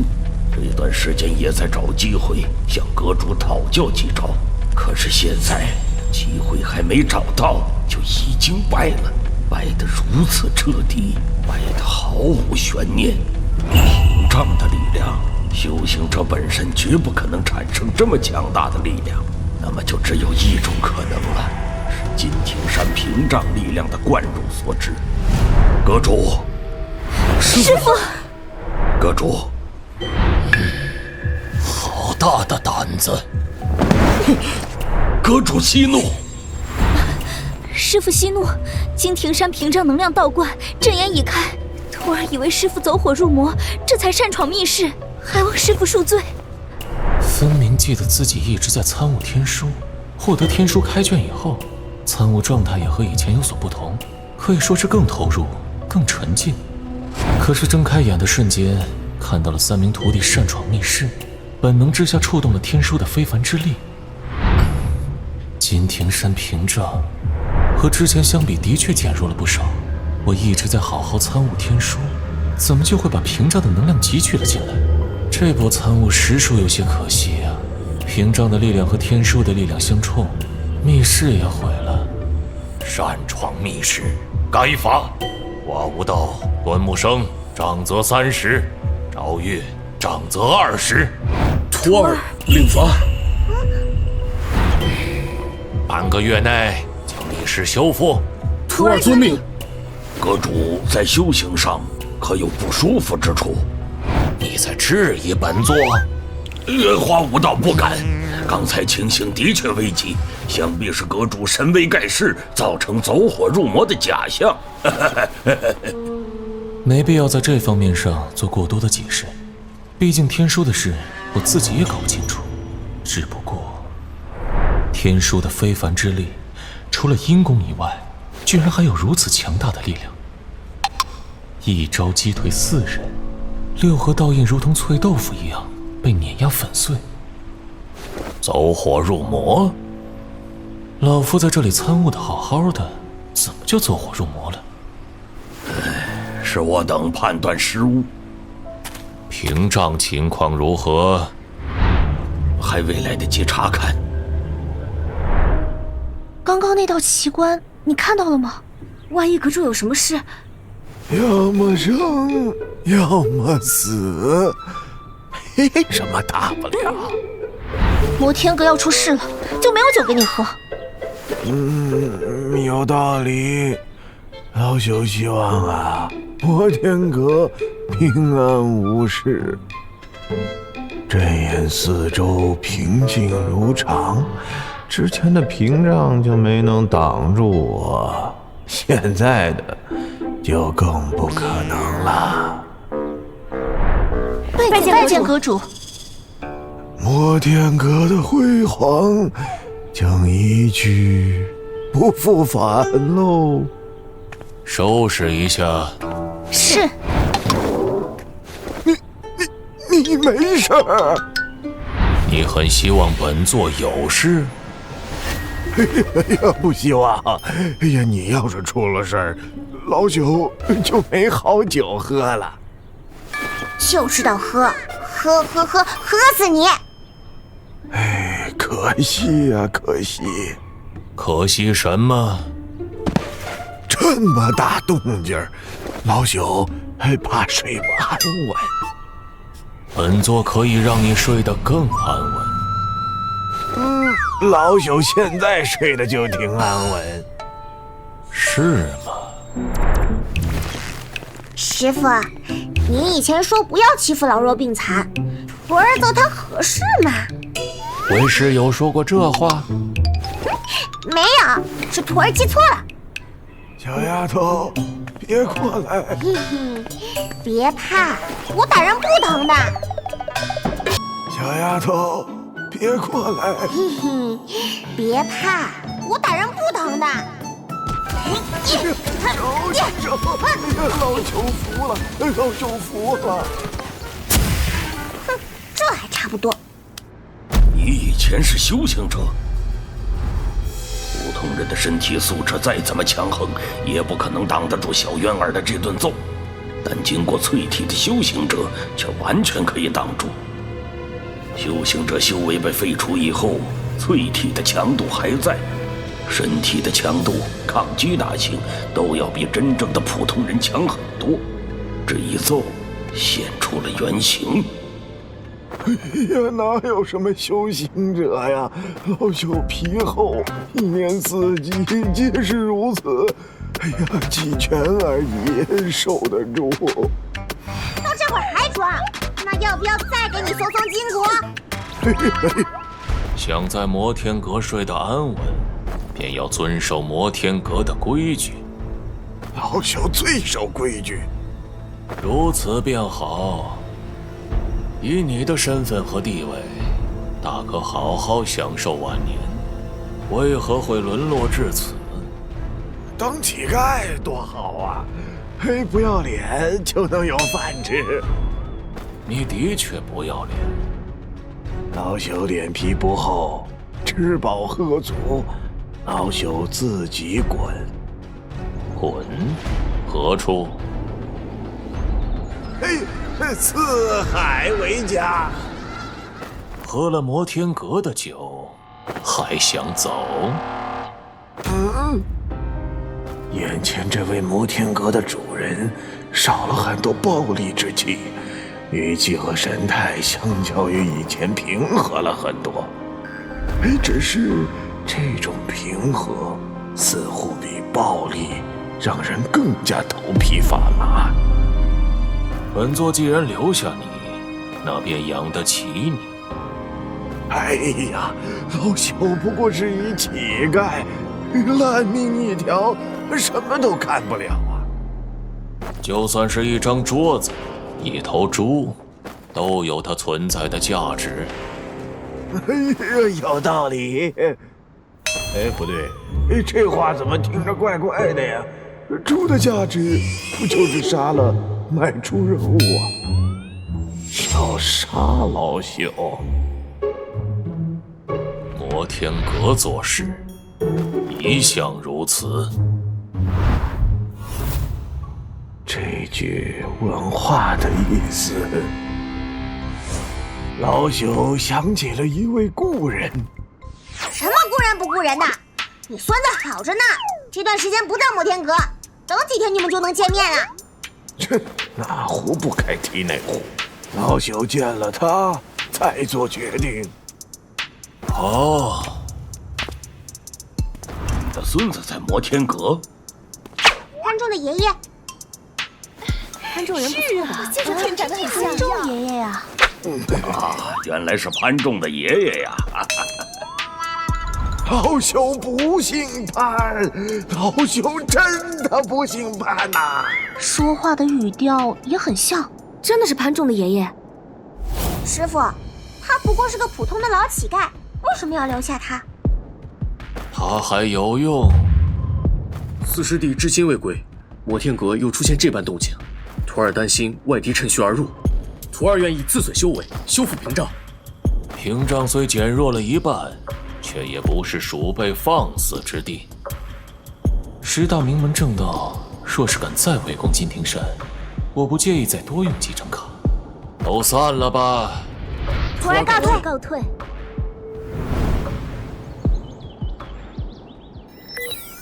参悟的时候到底发生了什么？天书的非凡之力的确很强大，但为什么会引动屏障的能量倒灌呢？根据参悟的感觉来看，威力会随着参悟的推移逐渐增强。也就是说，天书开卷是开启参悟神通的条件。剩余寿命5236天，少了1000天。金庭山的屏障力量强行灌输体内的时候，需要极其强大的身体和修为才可以承受得住。想来，寿命是被屏障的力量消化了一部分。这波参悟真是血亏啊！只有逆转卡。师傅又出事了。难道真的走火入魔了？不用管，吃一堑长一智，师傅他老人家搞出的动静还少吗？继续参悟天书，和密室中的参悟感觉已经完全不同。这大概也是参悟天书得到的提升之一吧。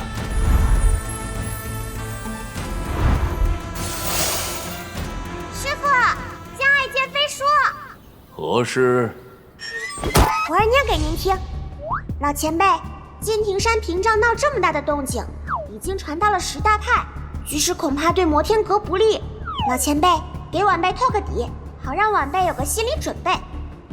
师傅，徒儿觉得江爱剑这个人就是个墙头草。飞书江爱剑，本座大限之前，谁也不能染指摩天阁。徒儿遵命。等你。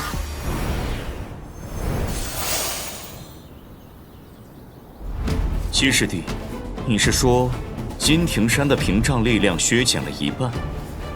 我的人传递消息不会有假，只不过不知道内部的情况。老八似乎断了联系，原因？能量倒灌，应该是有人汲取屏障的力量。在这摩天阁，除了师傅，谁还有这个胆子汲取能量？为什么就不服老呢？强行汲取能量，勉强能维持强大的修为，但势必会影响寿命。若真是这样，师父他老人家恐怕要麻烦了。强行汲取能量，勉强能维持强大的修为，但势必会影响寿命。若真是这样，师父他老人家恐怕要麻烦了。大师兄要帮师父，帮与不帮意义不大。七师弟，依你之见，摩天阁局势不利，谁会第一个忍不住？10大正道撇去七星山庄和丹心宗，这2宗门不过从中摇旗呐喊，与魔道仇恨不深。剩下8大派，天剑门、正一道、净明道、天师道、原子道门、若易安、横渠学派、镇仓学派、端灵学派、原子儒门，后者向来手段柔和中庸，与魔道的冲突不多。说重点。天剑门，天剑门门主洛长风已死，大弟子周继风已经叛离，反而加入了摩天阁。天剑门的确对摩天阁恨之入骨，咎由自取，怨不得人。大师兄真不打算出手？当初叶天心的偃月宫被魔刹宗围剿的时候，大师兄也是没有出手。摩天阁局势如此不利，大师兄依旧无动于衷，指望大师兄出手似乎不太现实。唉，大师兄还在记着那件事。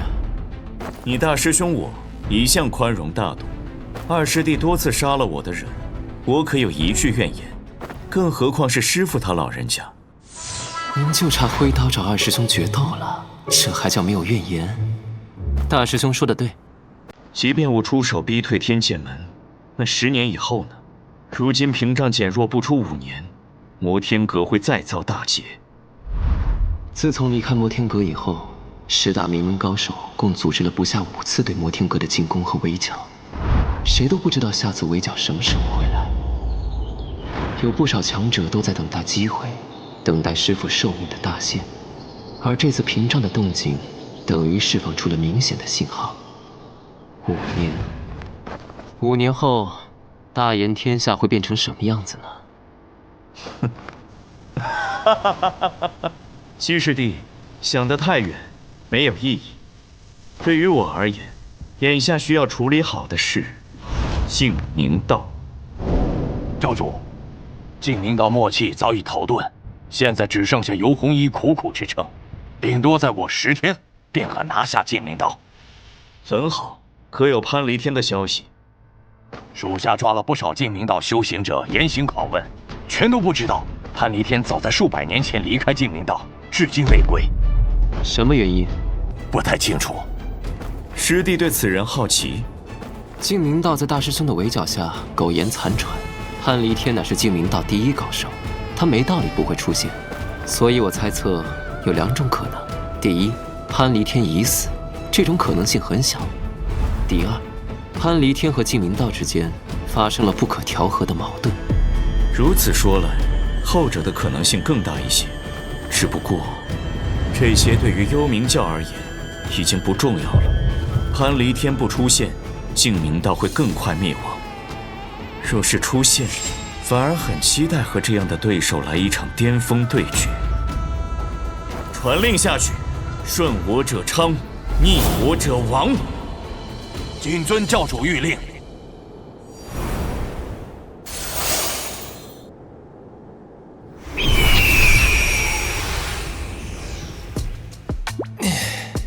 3天的时间，非凡之力恢复了有1半左右，想达到饱满状态，需要7天到10天的样子。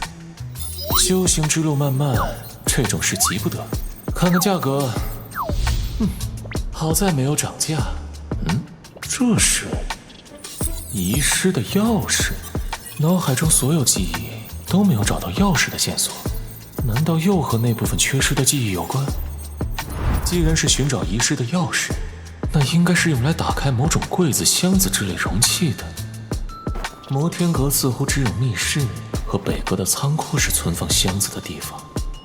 不过，这也验证了一种想法：穿越之时的很多东西，或许压根就没有消失，而是因为种种原因散落各处，那么这把遗失的钥匙，也应该是祭天道的物品之一。师傅，有位署名的飞书。在云雀楼获得的物品，小月儿似乎没有佩戴。天蚕手套何在？不好看，放囊壳里了。念，那天蚕手套对于小月儿的加成不是很明显，由他去吧。晋明道已被幽冥教围剿，门主莫契扶伤逃至兽溪湖畔，潘仲已经前往，有危险，哈哈哈。江爱剑这家伙应该是不方便飞书。是江爱剑这家伙的飞书。呸！我想起来了，他每次后面都有哈哈哈。能够在飞书过程中留下较为明显的个人风格，算是生存经验的一种，类似摩斯密码。潘仲这家伙去兽溪湖干什么？没事找事。老三老四何在？在南阁躺着呢。擅闯密室，长则他们是轻的。让老三去打电。可这就去。不过是皮肉之苦，这3天的修养早就该好差不多了。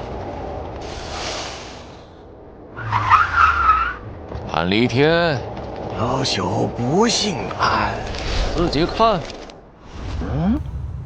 危险！你现在还能睡得安稳？潘仲已入摩天阁，阁主不打算救他。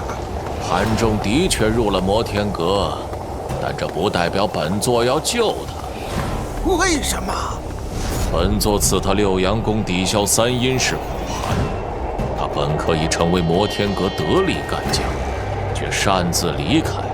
若是摩天阁人人如此，本座如何服众？摩天阁的规矩是，一招入了摩天阁，便要斩断所有过往，坏了规矩，落得任何下场都是咎由自取，怨不得人。阁主好。你到底是他什么人？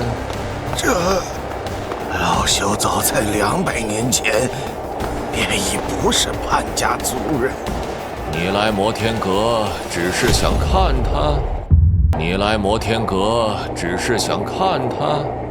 老朽没有几天可活，临死之前的小小愿望罢了。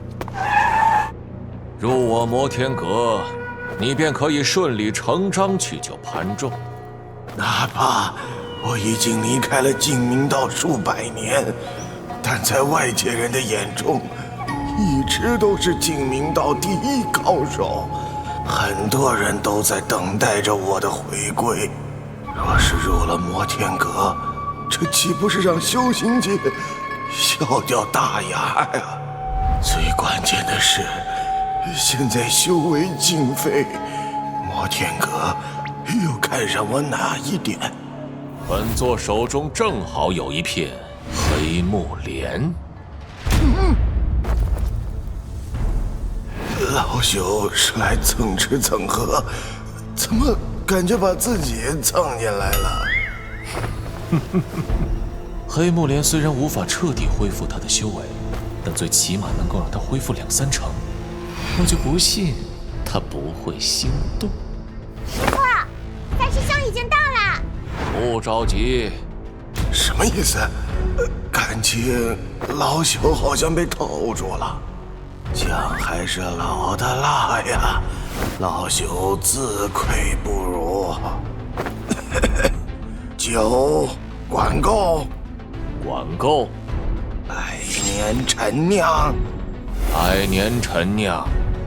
好。你4师兄可有消息？师傅，4师兄到现在也没回来，一定是玩的忘记回来了，得狠他。话多。明世英去追查司无涯的踪迹，也是一件好事。而且，明世英的忠诚度一向稳定。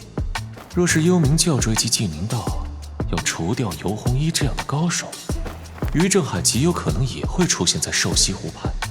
这可是大好的机会。哼，这强化版的牢笼束缚，就是专门为这几个孽徒准备的。传令花长老，本座要去一趟兽溪湖畔。徒儿遵命。花长老就不必去了，我想去看看。范修文，总觉得这个人怪怪的，有点发怵。范修文已死，这世上只有冷罗。好吧，你就是300年前黑榜第1的冷罗。他这副姿态透着很明显的意味。小东西，现在知道谁才是小屁孩了吧？不错不错。后生晚辈有眼无珠，不与你一般见识。他也不小了，潘仲的爷爷呢，景明道第1高手。景明道第1高手，是修行界人尽皆知的修行天才，那是和我冷罗同一时代的人。潘黎天，这次没有否认了，这气质已经说明他曾经何其风光。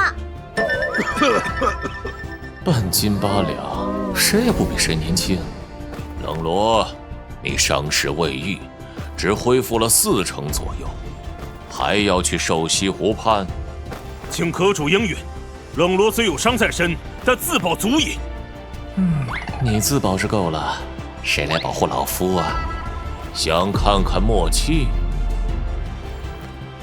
冷罗对莫离是真的恨之入骨，这么多年被操控，放在任何人身上都难以接受。老朽只能好好看戏了。三师兄，稳着点啊！第一次，师妹勿要见怪。多谢冷前辈。他的修为终究是没有恢复，还要帮忙驾驭飞辇。哎呀，老朽这辈子没坐过这么威风的飞辇，好啊，好啊！元气均匀灌输，舵盘不要乱动，目视前方，调整节奏。徒儿明白。被几个大佬盯着，好尴尬呀！四师弟，我可想死你了。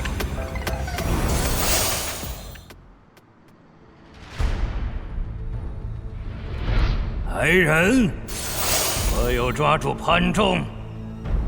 潘仲这叛徒太过狡猾，一路尾随，到现在还没抓住。加上幽冥教步步紧逼，弟子也不敢肆意搜寻。于正海欺人太甚。安阳城一战之中，幽冥教的出现打乱了我的计划。如今于正海又攻打净明道，打了个措手不及。净明道七峰尽数被灭，整个宗门除了我，就只有10多名心腹弟子。门主息怒，守西湖有莫离大人布下的阵法，于正海就算再厉害，也不敢擅闯这里。宫中可有来信？莫离大人说了，再过一段时间必有转机。门主小心！无妨。若非安阳一战中被阴宫大神通阵伤了内府，本座又岂会如此狼狈？那天安阳一战中，滚字大神通逼退了所有人。可惜来不及看清楚到底是何等高手发出的阴功，不得已迅速逃离。门主，现如今潘仲已经是摩天阁的人了，我们抓他是不是不太合适啊？摩天阁的大弟子于正海杀了净明道多少人？况且潘仲本来就是净明道的叛徒，死不足惜。门主，幽冥教的人来了！幽冥教，顺我者昌，逆我者亡。我去，束手就擒吧！不要理会，迷离大阵，何挡幽冥教？我去，净明道当了朝廷的走狗，就该知道必有这一天。幽冥教趁人之危，还敢大言不惭，想要拿下本座。今天就算是天王老子来了，也救不了你。我去，净明道当了朝廷的走狗，就该知道必有这一天。幽冥教趁人之危，还敢大言不惭，想要拿下本座。今天就算是天王老子来了，也救不了你。净明妻子可有消息？回门主，7位师叔和尤长老没有追上来，恐怕凶多吉少。宫中支援何时到来？已经飞出公里，但没有回应。门主，于振海虽然强大，但他也有弱点，与其坐以待毙，不如……你想投靠摩天阁？弟子不敢。你以为摩天阁能奈何于振海？那老魔头若是真有本事，岂会容忍于振海逍遥快活？唉，眼下我们只能等宫里的支援。门主，幽冥教退了，太好了！门主英明，这华重阳不过是狗仗人势之辈。默契老匹夫，你牛，我认输，告辞。那首座，你说什么？快逃！哦，出发！不对，那是什么？摩天阁，门主。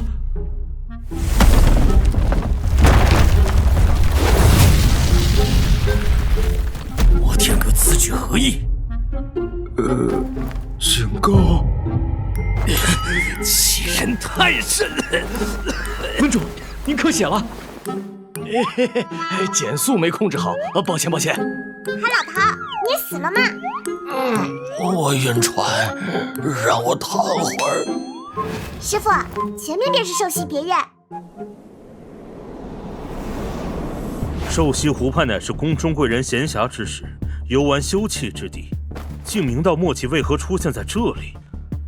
你是黑旗之首，直属皇帝，连你都不知道？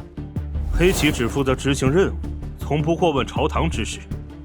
默契、莫离，依你之见，二者是何种关系？据我所知，莫离是女人，一个善于蛊惑心智、巫术强大的妖艳女人。英雄难过美人关，冷落纵横天下多年，不曾想也着了这个道。本座记得默契有一兄长，早年分离，消失不见。不管男女，都得死。如此甚好，莫离便交给你。多谢。能让这般人物臣服，真是让人赞叹不已呀！自己修为被废，没得选择入了摩天阁，冷罗也应该如此。那么未来冷罗恢复了修为，又会如何呢？师傅，到了。师傅，我与几名女弟子维持飞辇的悬浮。除了2名徒弟以外，这次是真的老弱病残团，只怕是想要节省点道具卡都难啊。有阵法。你怎么知道的？这些凉亭按照八卦的方位建造，别院四周有明显的元气波动。净明道高手之中，并没有人善于建造这么大的阵法，所以极有可能是巫术大阵。受教。后生晚辈纵使天赋过人，在这些老怪物面前，阅历见闻始终少一些。这阵仗看起来不简单呐，还不知道是什么类型的阵法。你懂巫术？哼，净明道最不缺的便是巫术类的典籍，但不管哪种，都可以找到破解之法。净明道的门主默契和莫离这般关系，有巫术典籍不奇怪，只不过净明道乃是10大名门之一，很难让人将二人联想在一起。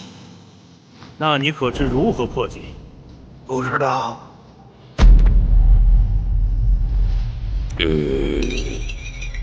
不知道你瞎扯这么多干嘛？浪费时间。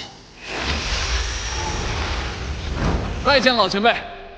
一眼扫过去，竟然连一个元神结境的高手都没有。让默契那个老贼出来！不知各位驾临寿溪别院有何贵干？请理一下。来人命！好。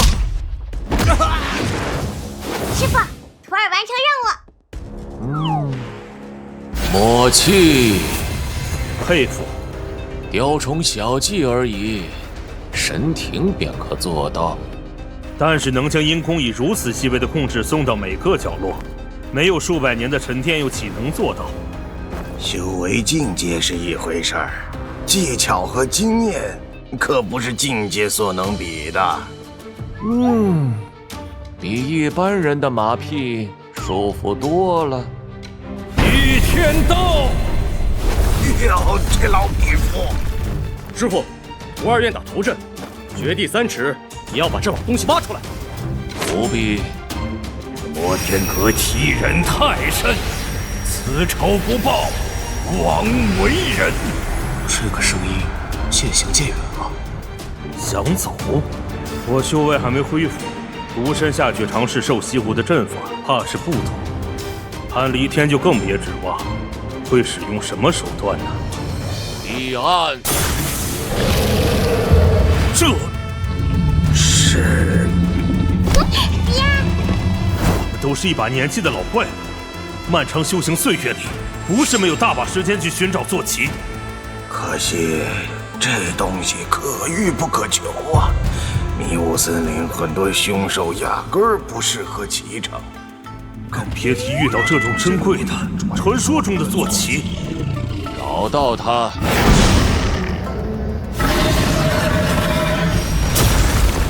敢问阁主，此物是如何得来？他们也是曾经想要接近这种珍稀坐骑的人。本座曾前往迷雾森林，历经300天，穿过无望之地，一路斩杀数万猛兽，最终侥幸遇到彼岸，又花了近数月时间，将彼岸驯服。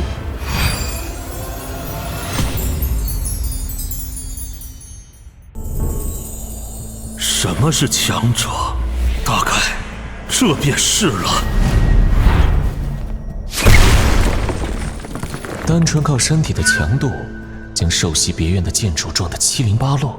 若是全力爆发，神庭境修行者不是他的对手，防御力也很强大。当然，也没机会测试碧岸到底有多强，只是根据眼前的战斗力大概估算。等自己实力强大了，陪他玩玩，摸清楚坐骑的真正战斗力。还有修卷，我们一起上！主藏之术，出拳法！喂！再见了，可爱的小猫！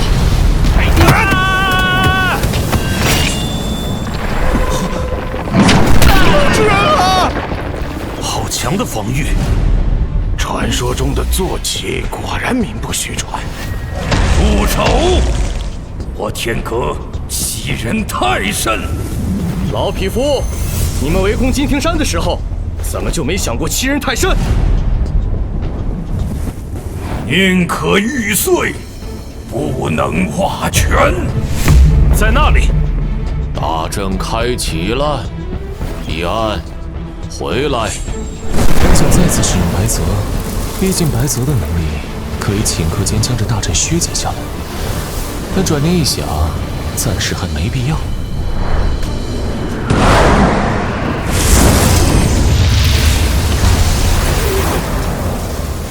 竟掌握了这种邪门功法，真是令老朽太失望了。默契，你终究还是走上了邪路。邪路？此乃吞噬之法，以汲取精血、他人的元气，滋补自身的邪恶之法。退吧，退！避其锋芒，乃明智之举。老朽赞成。此法一成啊，不死不休。可有看到潘仲？没有。既然来了，那就一个都别想走。听我一言，避其锋芒。我感受到体内元气达到从未有过的巅峰状态，一种天上地下唯我独尊的自信。这就是传说中的无敌吗？全身的元气直冲脑门，我甚至已经感受不到身体的存在，那身体有点眼熟。击杀一名元神绝境目标，获得1500功德。金明岛的高手众多，就算是我自己也完全没这个自信，一巴掌将门主拍死。况且默契启动了阵法，进入了癫狂状态。装腔作势，还不是被我师父一巴掌拍成灰？走。全力！师父，没有人了。这丫头，假以时日，必成大器。你在夸我？能入老朽法眼的没有几人，你的确算得上，天赋也不错。不出5年，便会入元神境，外界洞明法阵。你离开修行界太久，怕是不知道这丫头的名声。慈渊儿，10岁入金庭山，1年之内入元神。这普天之下，能找出与这丫头相媲美的，空无一人。人类怎么可能有这样的天赋？2位长老对你的褒奖，你要记在心中，戒骄戒躁。师父，水中有动静，不像是阵法，有人。韩仲，能在湖底藏到现在，有点意思。人一找到，那便救他回去。没用，净明道邪术这么多，你应该比我清楚。必须现在疗伤。徒儿去看看。去吧。不及时疗伤的话，恐怕命不久矣。师父，他中了一掌，伤势不轻。不过是小小神庭境，自不量力，追击末期。年轻便是资本，胆识过人，值得嘉奖。实力不济，胆识再高有何用？与送死有什么区别？若人人当缩头乌龟，何来的太平盛世？即便明知是死，也要无愧于心。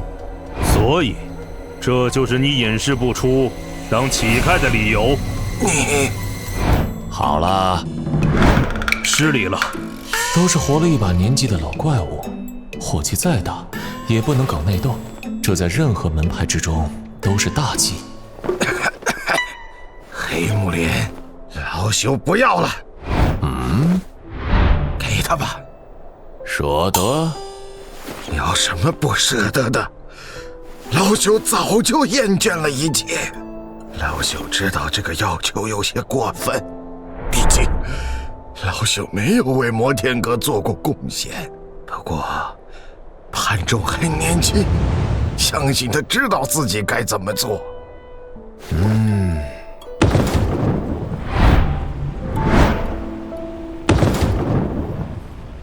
送你一程。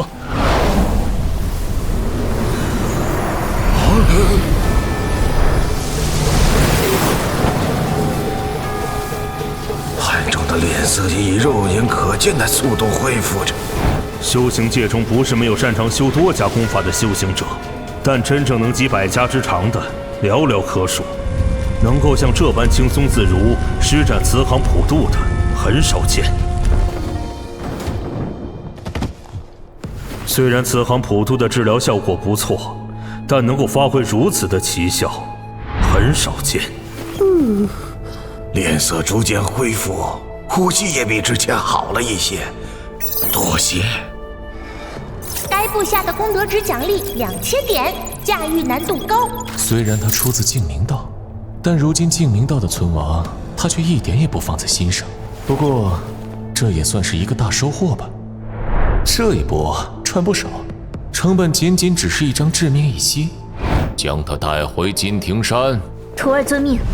这一波赚不少，成本仅仅只是一张致命一息。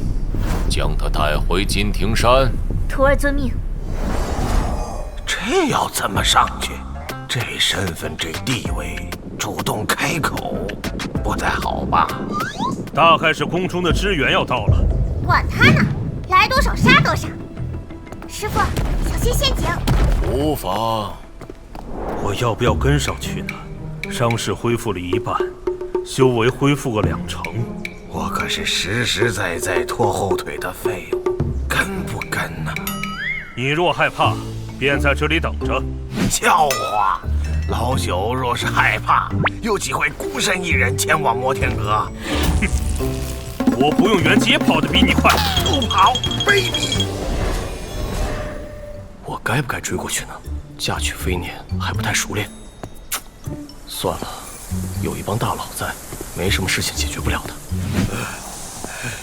你的脸色看起来快死了，你伤口裂开了。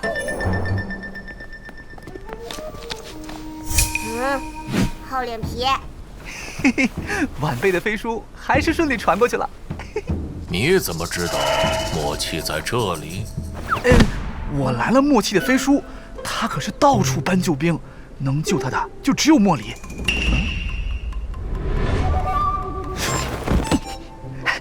花长老，你好，你好。黑旗之首范大人，你好，你好。滚！还是花长老平易近人。哪里来的混账东西！我好心好意跟你们打招呼，就这么回礼啊？他可是潘仲的爷爷，净明道第一高手。爷爷？听闻净明道第一高手早就离开了宗门，没想到会出现在摩天阁。我有眼不识泰山，看在我救了潘仲的份上，别跟我一般见识啊！是你救了潘仲。嘿嘿，若不是我眼疾手快出手救了他，他早就死了。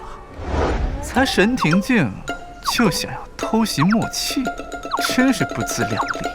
厚脸皮，净明道第一高手在向你拱手致谢。哎呀，都是小事儿，都是小事儿。这么说来，本座还要谢谢你了。啊不需要感谢，毕竟咱们之间是合作关系。这语气听着就瘆人啊！你刚才都在一旁偷看，为何不出来帮忙？默契这种高手，哪是我这种小鱼小虾能对付的呀？我引你们来是想告诉你们，赶紧走，别等宫里的人来了就晚了。你不是已经拦截了默契的飞书？人家飞了好几次，我总不能次次都能拦住吧？宫里的支援来了，怕不怕？问你呢？问你呢？按照平时的习惯，他应该是第一个消失才对。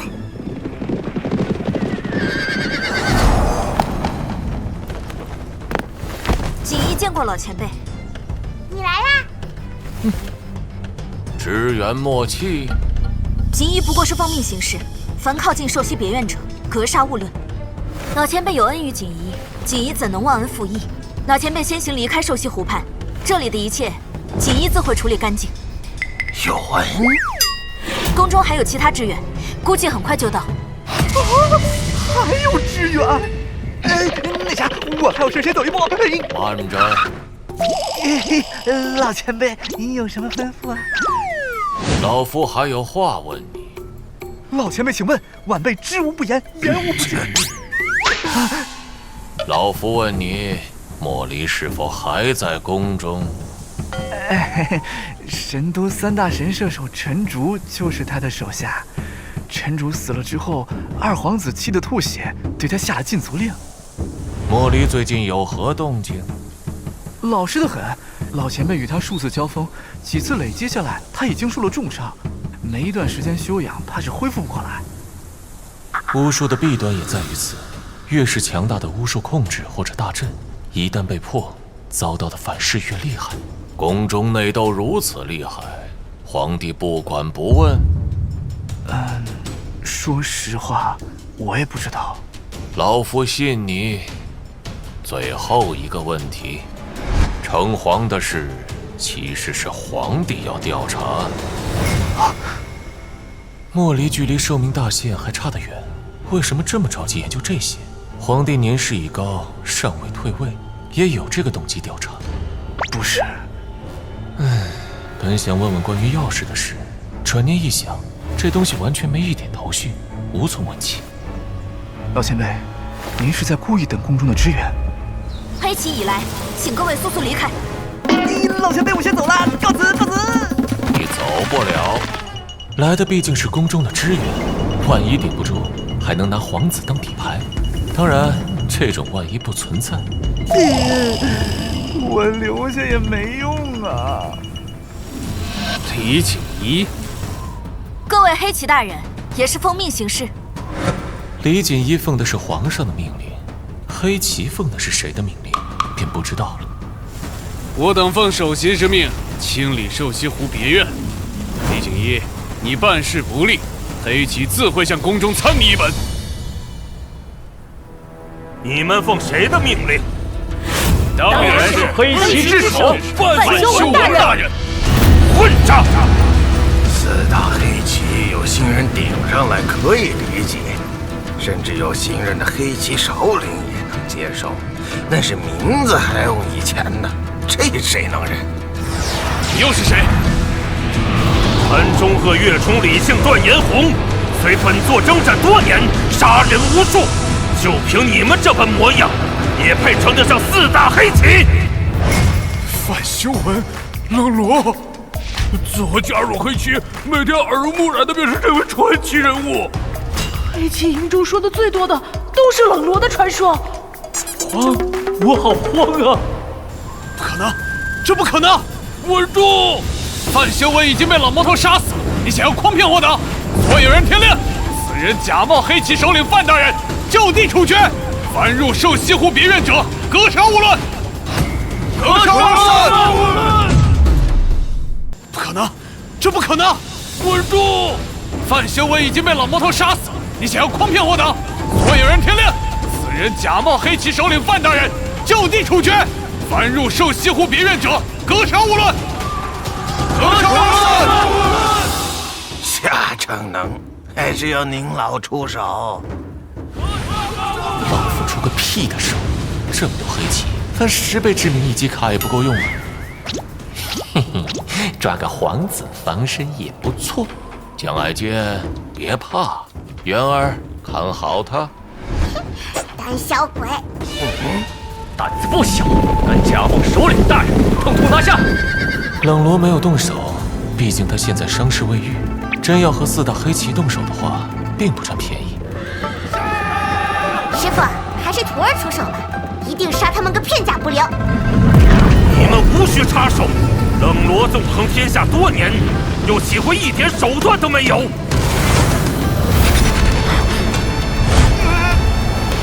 ？8叶金莲法身，法身出现又迅速消失，虽然只持续了1秒钟的时间，但是对付这帮黑旗足够了。8叶是修行界之中目前已知人类修行者所能达到的极限。冷罗这种法身不同，就像是很多游戏玩家辨别装备一样，只需要看一眼就知道是什么物品。不堪一击！小人有眼无珠，还望范大人见谅。原来是范大人！拜见范大人！范大人，您还活着？可惜时过境迁，物是人非呀。这世上已无范大人。范大人，住口！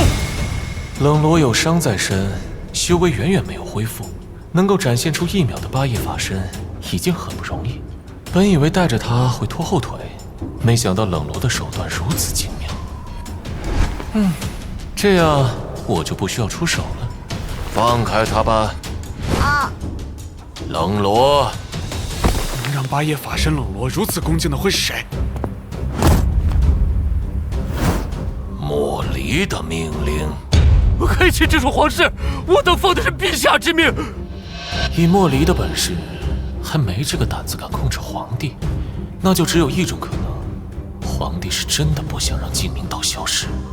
以宫里当前的手段，只有3种支援可以派遣：一，魏卓言的人马；二，黑旗。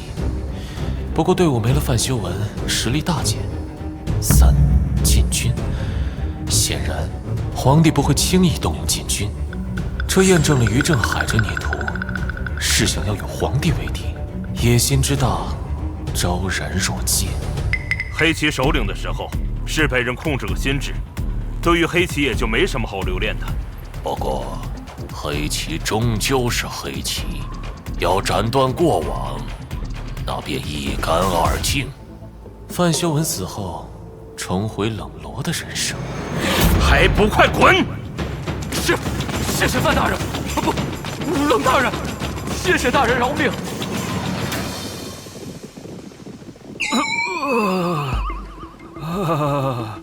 刚才那一招已经是他的全力。老前辈，您这招高啊！什么高？黑棋毕竟是皇帝的棋子，您放了黑棋，这是给于正海找麻烦。你很聪明啊，不如到摩天阁喝杯茶再走。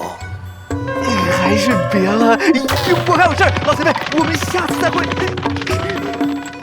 老前辈，临别之前赠送一条消息，您的七徒弟司无涯就在净明道总坛。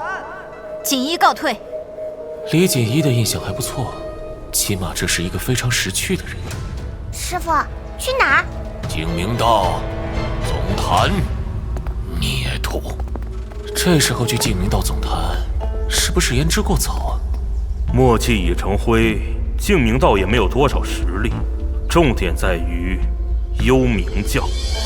幽冥教也在净明道总坛，而且幽冥教4大护法皆是一流高手，怎么对付呀？再说了，金庭山的屏障刚出了故障，当务之急应当是回金庭山休养生息才对呀。韩正爷爷，我扔你上去。3个老头带着一个丫头，老朽觉得此行不妥。有何不妥？阁主要清理门户可以理解，但老朽听闻于正海修为极高，势力庞大，还不好对付啊。冷长老喝奶吗？对身体好。哦，本座心中有数。你就这么不想回净明道？能把逃避说得如此轻描淡写的，你恐怕是第一人。潘长老，喝奶吗？谢谢。老冷啊，你是不是不挤兑老朽，心里就不舒服？老潘，我这是教你如何面对恐惧和不堪，而非一味的躲避。两位又斗嘴了，习惯了。赵月，送他回去。是。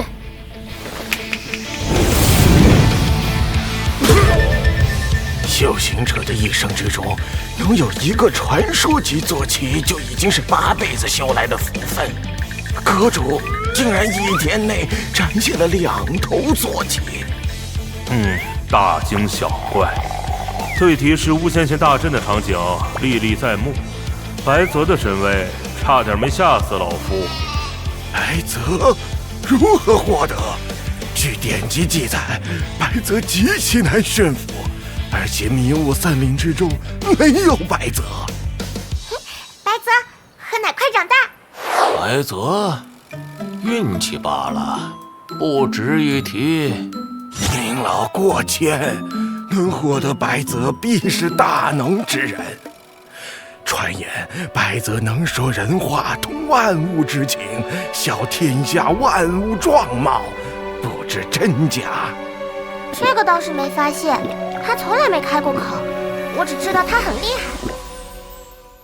这个倒是没发现，他从来没开过口，我只知道他很厉害。去吧。是，徒儿遵命。如果单论速度的话，白泽稍稍胜于飞鸟，唯一不足的是坐骑所能驮的人数有限。活了1把年纪，说一些肉麻感激的话，似乎有些尴尬，倒不如不说。老潘，你是不是哭了？滚！师傅，真的要去净明道总坛？你对为师没有信心？徒儿不敢，徒儿这就掌舵。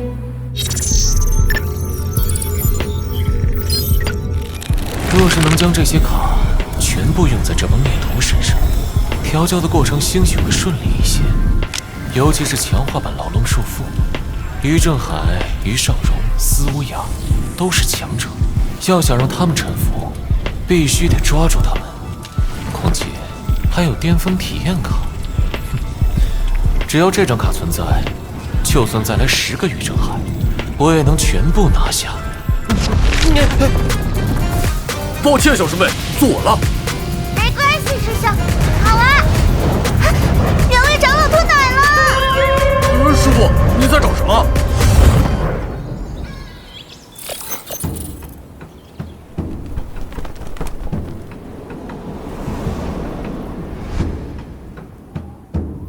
老魔头真的会来？注意你的态度，若是让教主听到，必有一罚。老前辈已经去了寿西湖，按照他的脾气，默契难逃一死。但宫中的支援也会绊住他，老前辈应该没那么容易脱身。默契恐怕到死都没想到，没死在教主手中，却死在了老前辈手里。教主非常相信摩天阁戚先生，戚先生说老前辈会来，那便一定会来。他如此自信？教主上次的教训还不够，不要小瞧此人，甚至不要小瞧摩天阁中任何弟子。记住，我等尽量言语上拖住老前辈，给教主争取时间。就差尤红衣等人了。有我们4个在，但愿不会有事。实在不行，立刻逃走便是。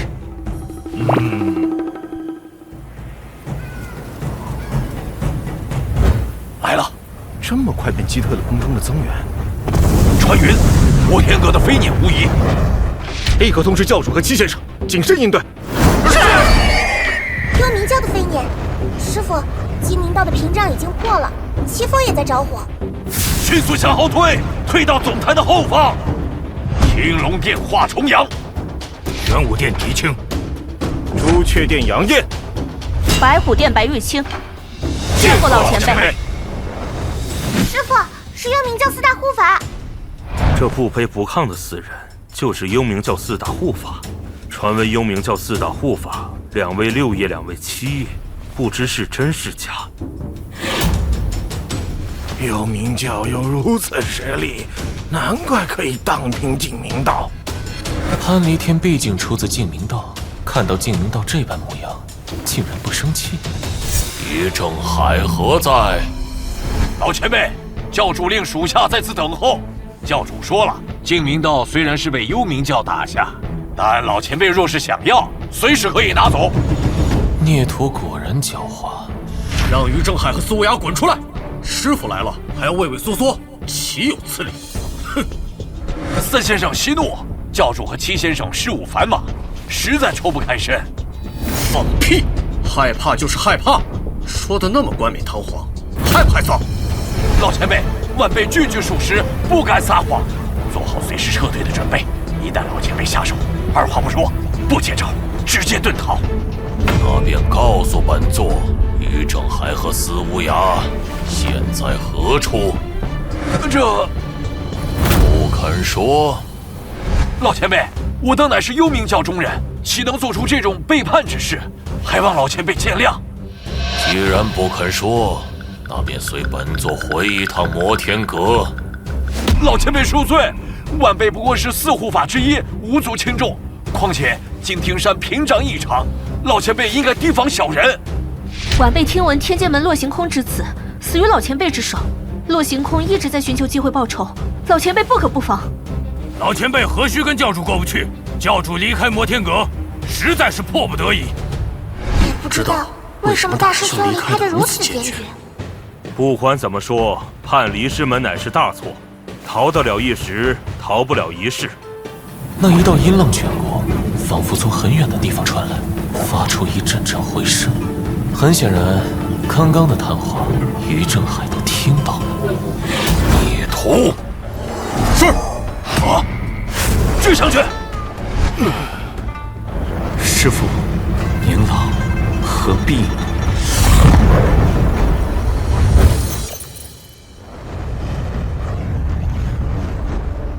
咎由自取，咎由自取呀！老前辈，老前辈，净明道不仅3番2次陷害摩天阁，还与其他正道企图荡平摩天阁。如今教主亲率幽冥教灭了净明道，老前辈应该开心呐。他若真为了摩天阁着想，那么请问，当初10大高手围攻师傅之时，他在干什么？10大高手2次围攻金庭山的时候，他又在干什么？他不仅叛离师门，还故意勾结名门正道，透露师傅的行踪，欺师灭祖，其罪当诛。3师弟同门一场，为何如此诋毁我？声音回荡的同时，还有巨大的元气波动。于正海不仅就在静明道，似乎在和什么目标战斗。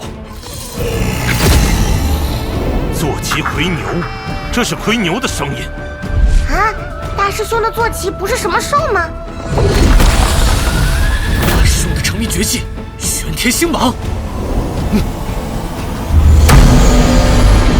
大人出现的一瞬间，又再一次消散，能量的共振声将那一道谋声抵消了。晚辈自知不是老前辈的对手，教主曾说过，老前辈神威盖世，就算我等4人联手，也绝不可能战胜老前辈，还请老前辈三思。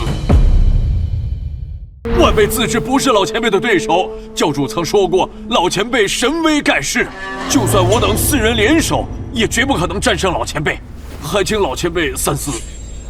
说白了，若是执意要阻拦的话，4人也愿意一战。同时也验证了修行界中的一个说法：于正海的修为和他的师父平齐，连4大护法都如此修为，于正海有什么道理不是8叶金莲法身？勇气可嘉，本座欣赏你们的勇气，念在踏云靴的份上，本座网开一面，让开。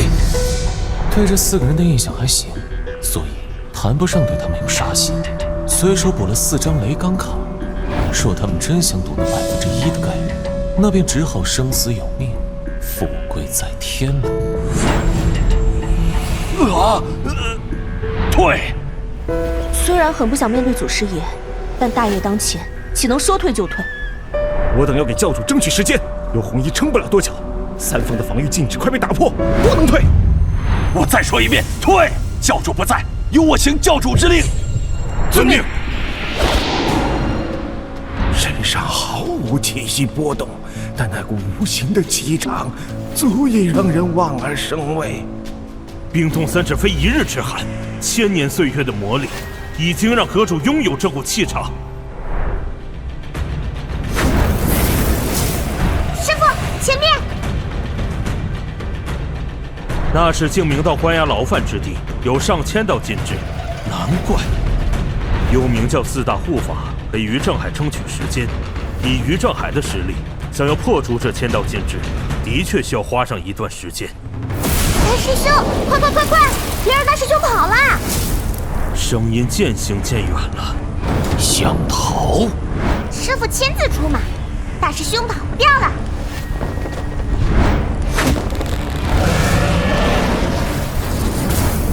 静明道的千重禁制被连续不断的进攻减弱了许多，随时都有可能消散。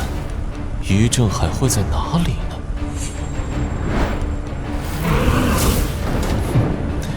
那么魁牛背上必是逆徒。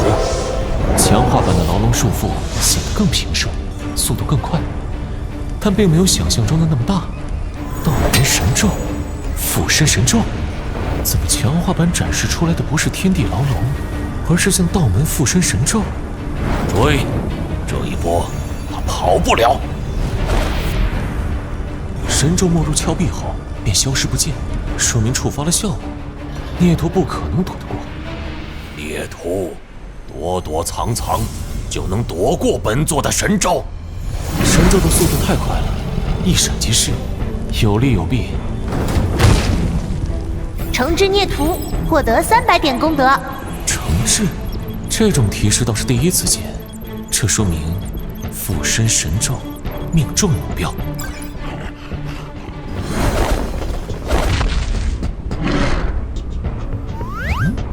于正海的衣服，记得于正海在金庭山上修行的时候，所穿的衣服尺码便是这般大小。哼，真是好一招金蝉脱壳。尽管如此，他也不可能离开得这么快。难道像燕子云三一样，使用了某种遁地之术？追踪印记，这些钢印的进攻性并不厉害，是修行者的一种追踪印记，也是入门级的修行印记，比较简单，消耗也不大。如果目标有修为的话，这一招并不好使，但牢笼束缚的效果触发，那对方的修为也会被束缚。就无法抵挡印记的追踪。然而，没有任何动静，也没有任何感知到生命体的存在。难道是奎牛强行拖着他飞走了？应该是某种修为外的施术方式，促使奎牛离开。除了巫术这种对施术时间要求高的，多数人都喜欢修炼道门的功法。一些修行者之外的辅助工具，比如云长羽衣、天阶武器，比如调动阵法的阵旗等。孽徒，看来离开摩天阁后，没少学习其他的东西。玄天星芒，迷你版。随着修为的逐渐恢复，使用徒弟们的功法和技巧也越来越容易，威力或许不如元神结界，最起码砍树还是不成问题。没了修为，你能等到几时？回。净明道的禁制撑不住了，净明道剩下的人应该就躲在禁制之后，否则于正海不可能大费周章使用大玄天章强行破禁制，或许能从他们身上获取点关于于正海的信息。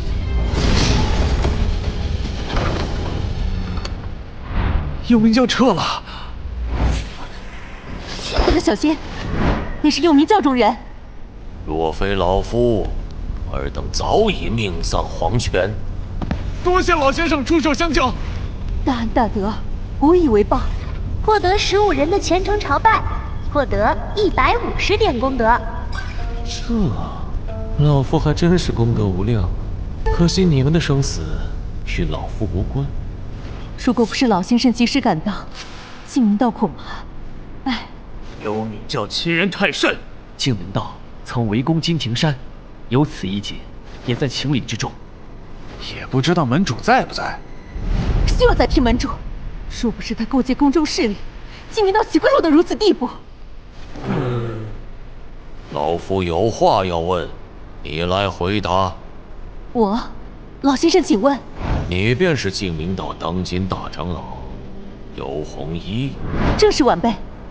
刚才与你们交手的，是否为幽冥教教主于正海？就算他化成灰，我也认他。我净明道数千修行者，如今这个下场，还请老先生主持公道。你请老夫主持公道？老先生能逼退幽冥教的魔头，净明教遭此大劫，其他名门正道早已会被魔头剿灭。到那时，天下大乱，民不聊生。还请老先生帮帮我等。还请老先生帮帮我等。说到底，于正海是我徒弟。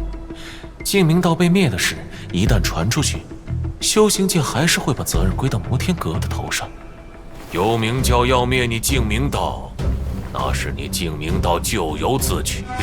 尤弘一，老夫问你，何为正，何为魔？默契修炼邪术是正，还是30年前净明道与七星山庄为夺地盘不惜一战，波及了方圆100里数千名百姓是正？这，若是在今日以前，我一定会毫不犹豫地回答。但是门主默契却偷偷修炼了邪术，吞噬人类修行者的精血，这比魔道邪恶100倍。这么说来，眼下的这位老先生没有落井下石，就已经很不错了。受教了。回到正题，除了于正海，你可还见到其他人？摩天阁7弟子司无涯，幽冥教能够这么掌控净冥7峰，都是此人推波助澜。此人太过卑鄙，竟然插了100多人眼线，如此心计，属实可恨。100多人，这别人安插眼线1两个就已经了不得了，他居然安插了上百号人，反其道而行之，组团合作吗？净明道年年招收弟子，不过是被他钻了空子罢了，没什么好说的。能够做到这一步，的确有点难以置信。司无涯人在何处？老先生跟摩天阁的人有仇？谈不上仇。谈不上仇，那就是关系不咋地。老先生说是能对付摩天阁，也算是一件幸事。这样的场景见得习惯了，有些麻木。敢问老先生何门何派？待我等渡过此劫，一定登门拜谢。摩天阁。抱歉，老先生说的何处？你听清楚了没？没，好像说的是天上人格。退到牢里！千重禁制已经被破了，这个时候进去，岂不是被人一网打尽？老先生，快！摩天阁的人来了！老先生，师傅，我尔等的好生着急，那潘多然呢？师傅，逃得掉吗？尤长老怎么了？尤长老中了于正海一掌，受了伤。逃！快逃！摩天阁的穿云飞撵！摩天阁！想走，晚了！天阶武器，都停手吧！潘长老，弟子拜见潘长老。精明道第一高手归来，有希望了。老朽可不是什么潘长老，老朽乃摩天阁长老。潘长老，住口！没想到潘离天竟有这个觉悟，这样也好，日后他也能好好为摩天阁效力，成为摩天阁的强力臂膀。净明道走到今天的地步，基本都是门主默契作祟。况且默契是受宫中的莫离支配，和尤红衣关系不大。我建议由他们去吧。眼中只有莫离默契。潘长老破天荒的朝着冷长老拱下手，过来吧，别掉下去摔死了。唉，也懒得跟尤红衣等人计较。师傅，幽冥教四大护法跑了。楚二院长舵穿云飞撵，追击叛徒。这个时候要追，未必追得上，毕竟对方是四大高手同时催动飞撵。走。看在潘长老的份上，我就不杀你们了。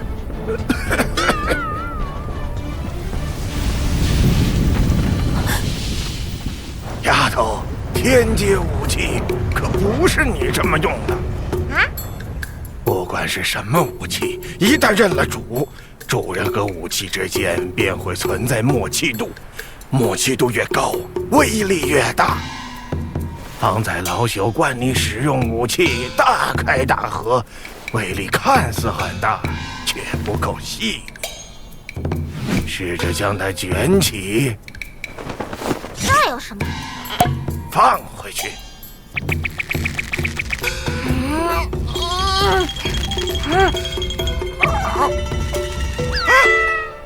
怎么回事？你该不会动了什么手脚，故意耍我的吧？少是人类契合度最高的武器之一。契合度达到和少一样的程度的时候，便可以控制入微。梵天绫便是你的手臂。我才不信你说的这一套，我只信我师傅。老朽无礼了，见谅。无妨。如今夜神修为尽失，即便有心告诉他一些东西，也没有说服力。更何况人家是摩天阁的弟子。毕竟潘离天乃是净明道第一高手，见闻阅历绝非年轻人所能比拟。他能愿意指导后生晚辈，这是好事。潘长老所言基本正确。潘长老倒是提醒为师了，回摩天阁以后，为师会多抽些时间传授技巧。谢谢师傅。天劫，投眼力，酒葫芦，佩服佩服。运气好罢了，整个黑木森林烧了7749天，仅剩下这一个。这完全不起眼的酒葫芦，竟然是天阶武器。师傅，四大护法同时催动飞撵，不太好追。三师兄，我来也。无妨，玉成还中了神咒，早晚会乖乖送上门了，不必追了。啊！回摩天阁。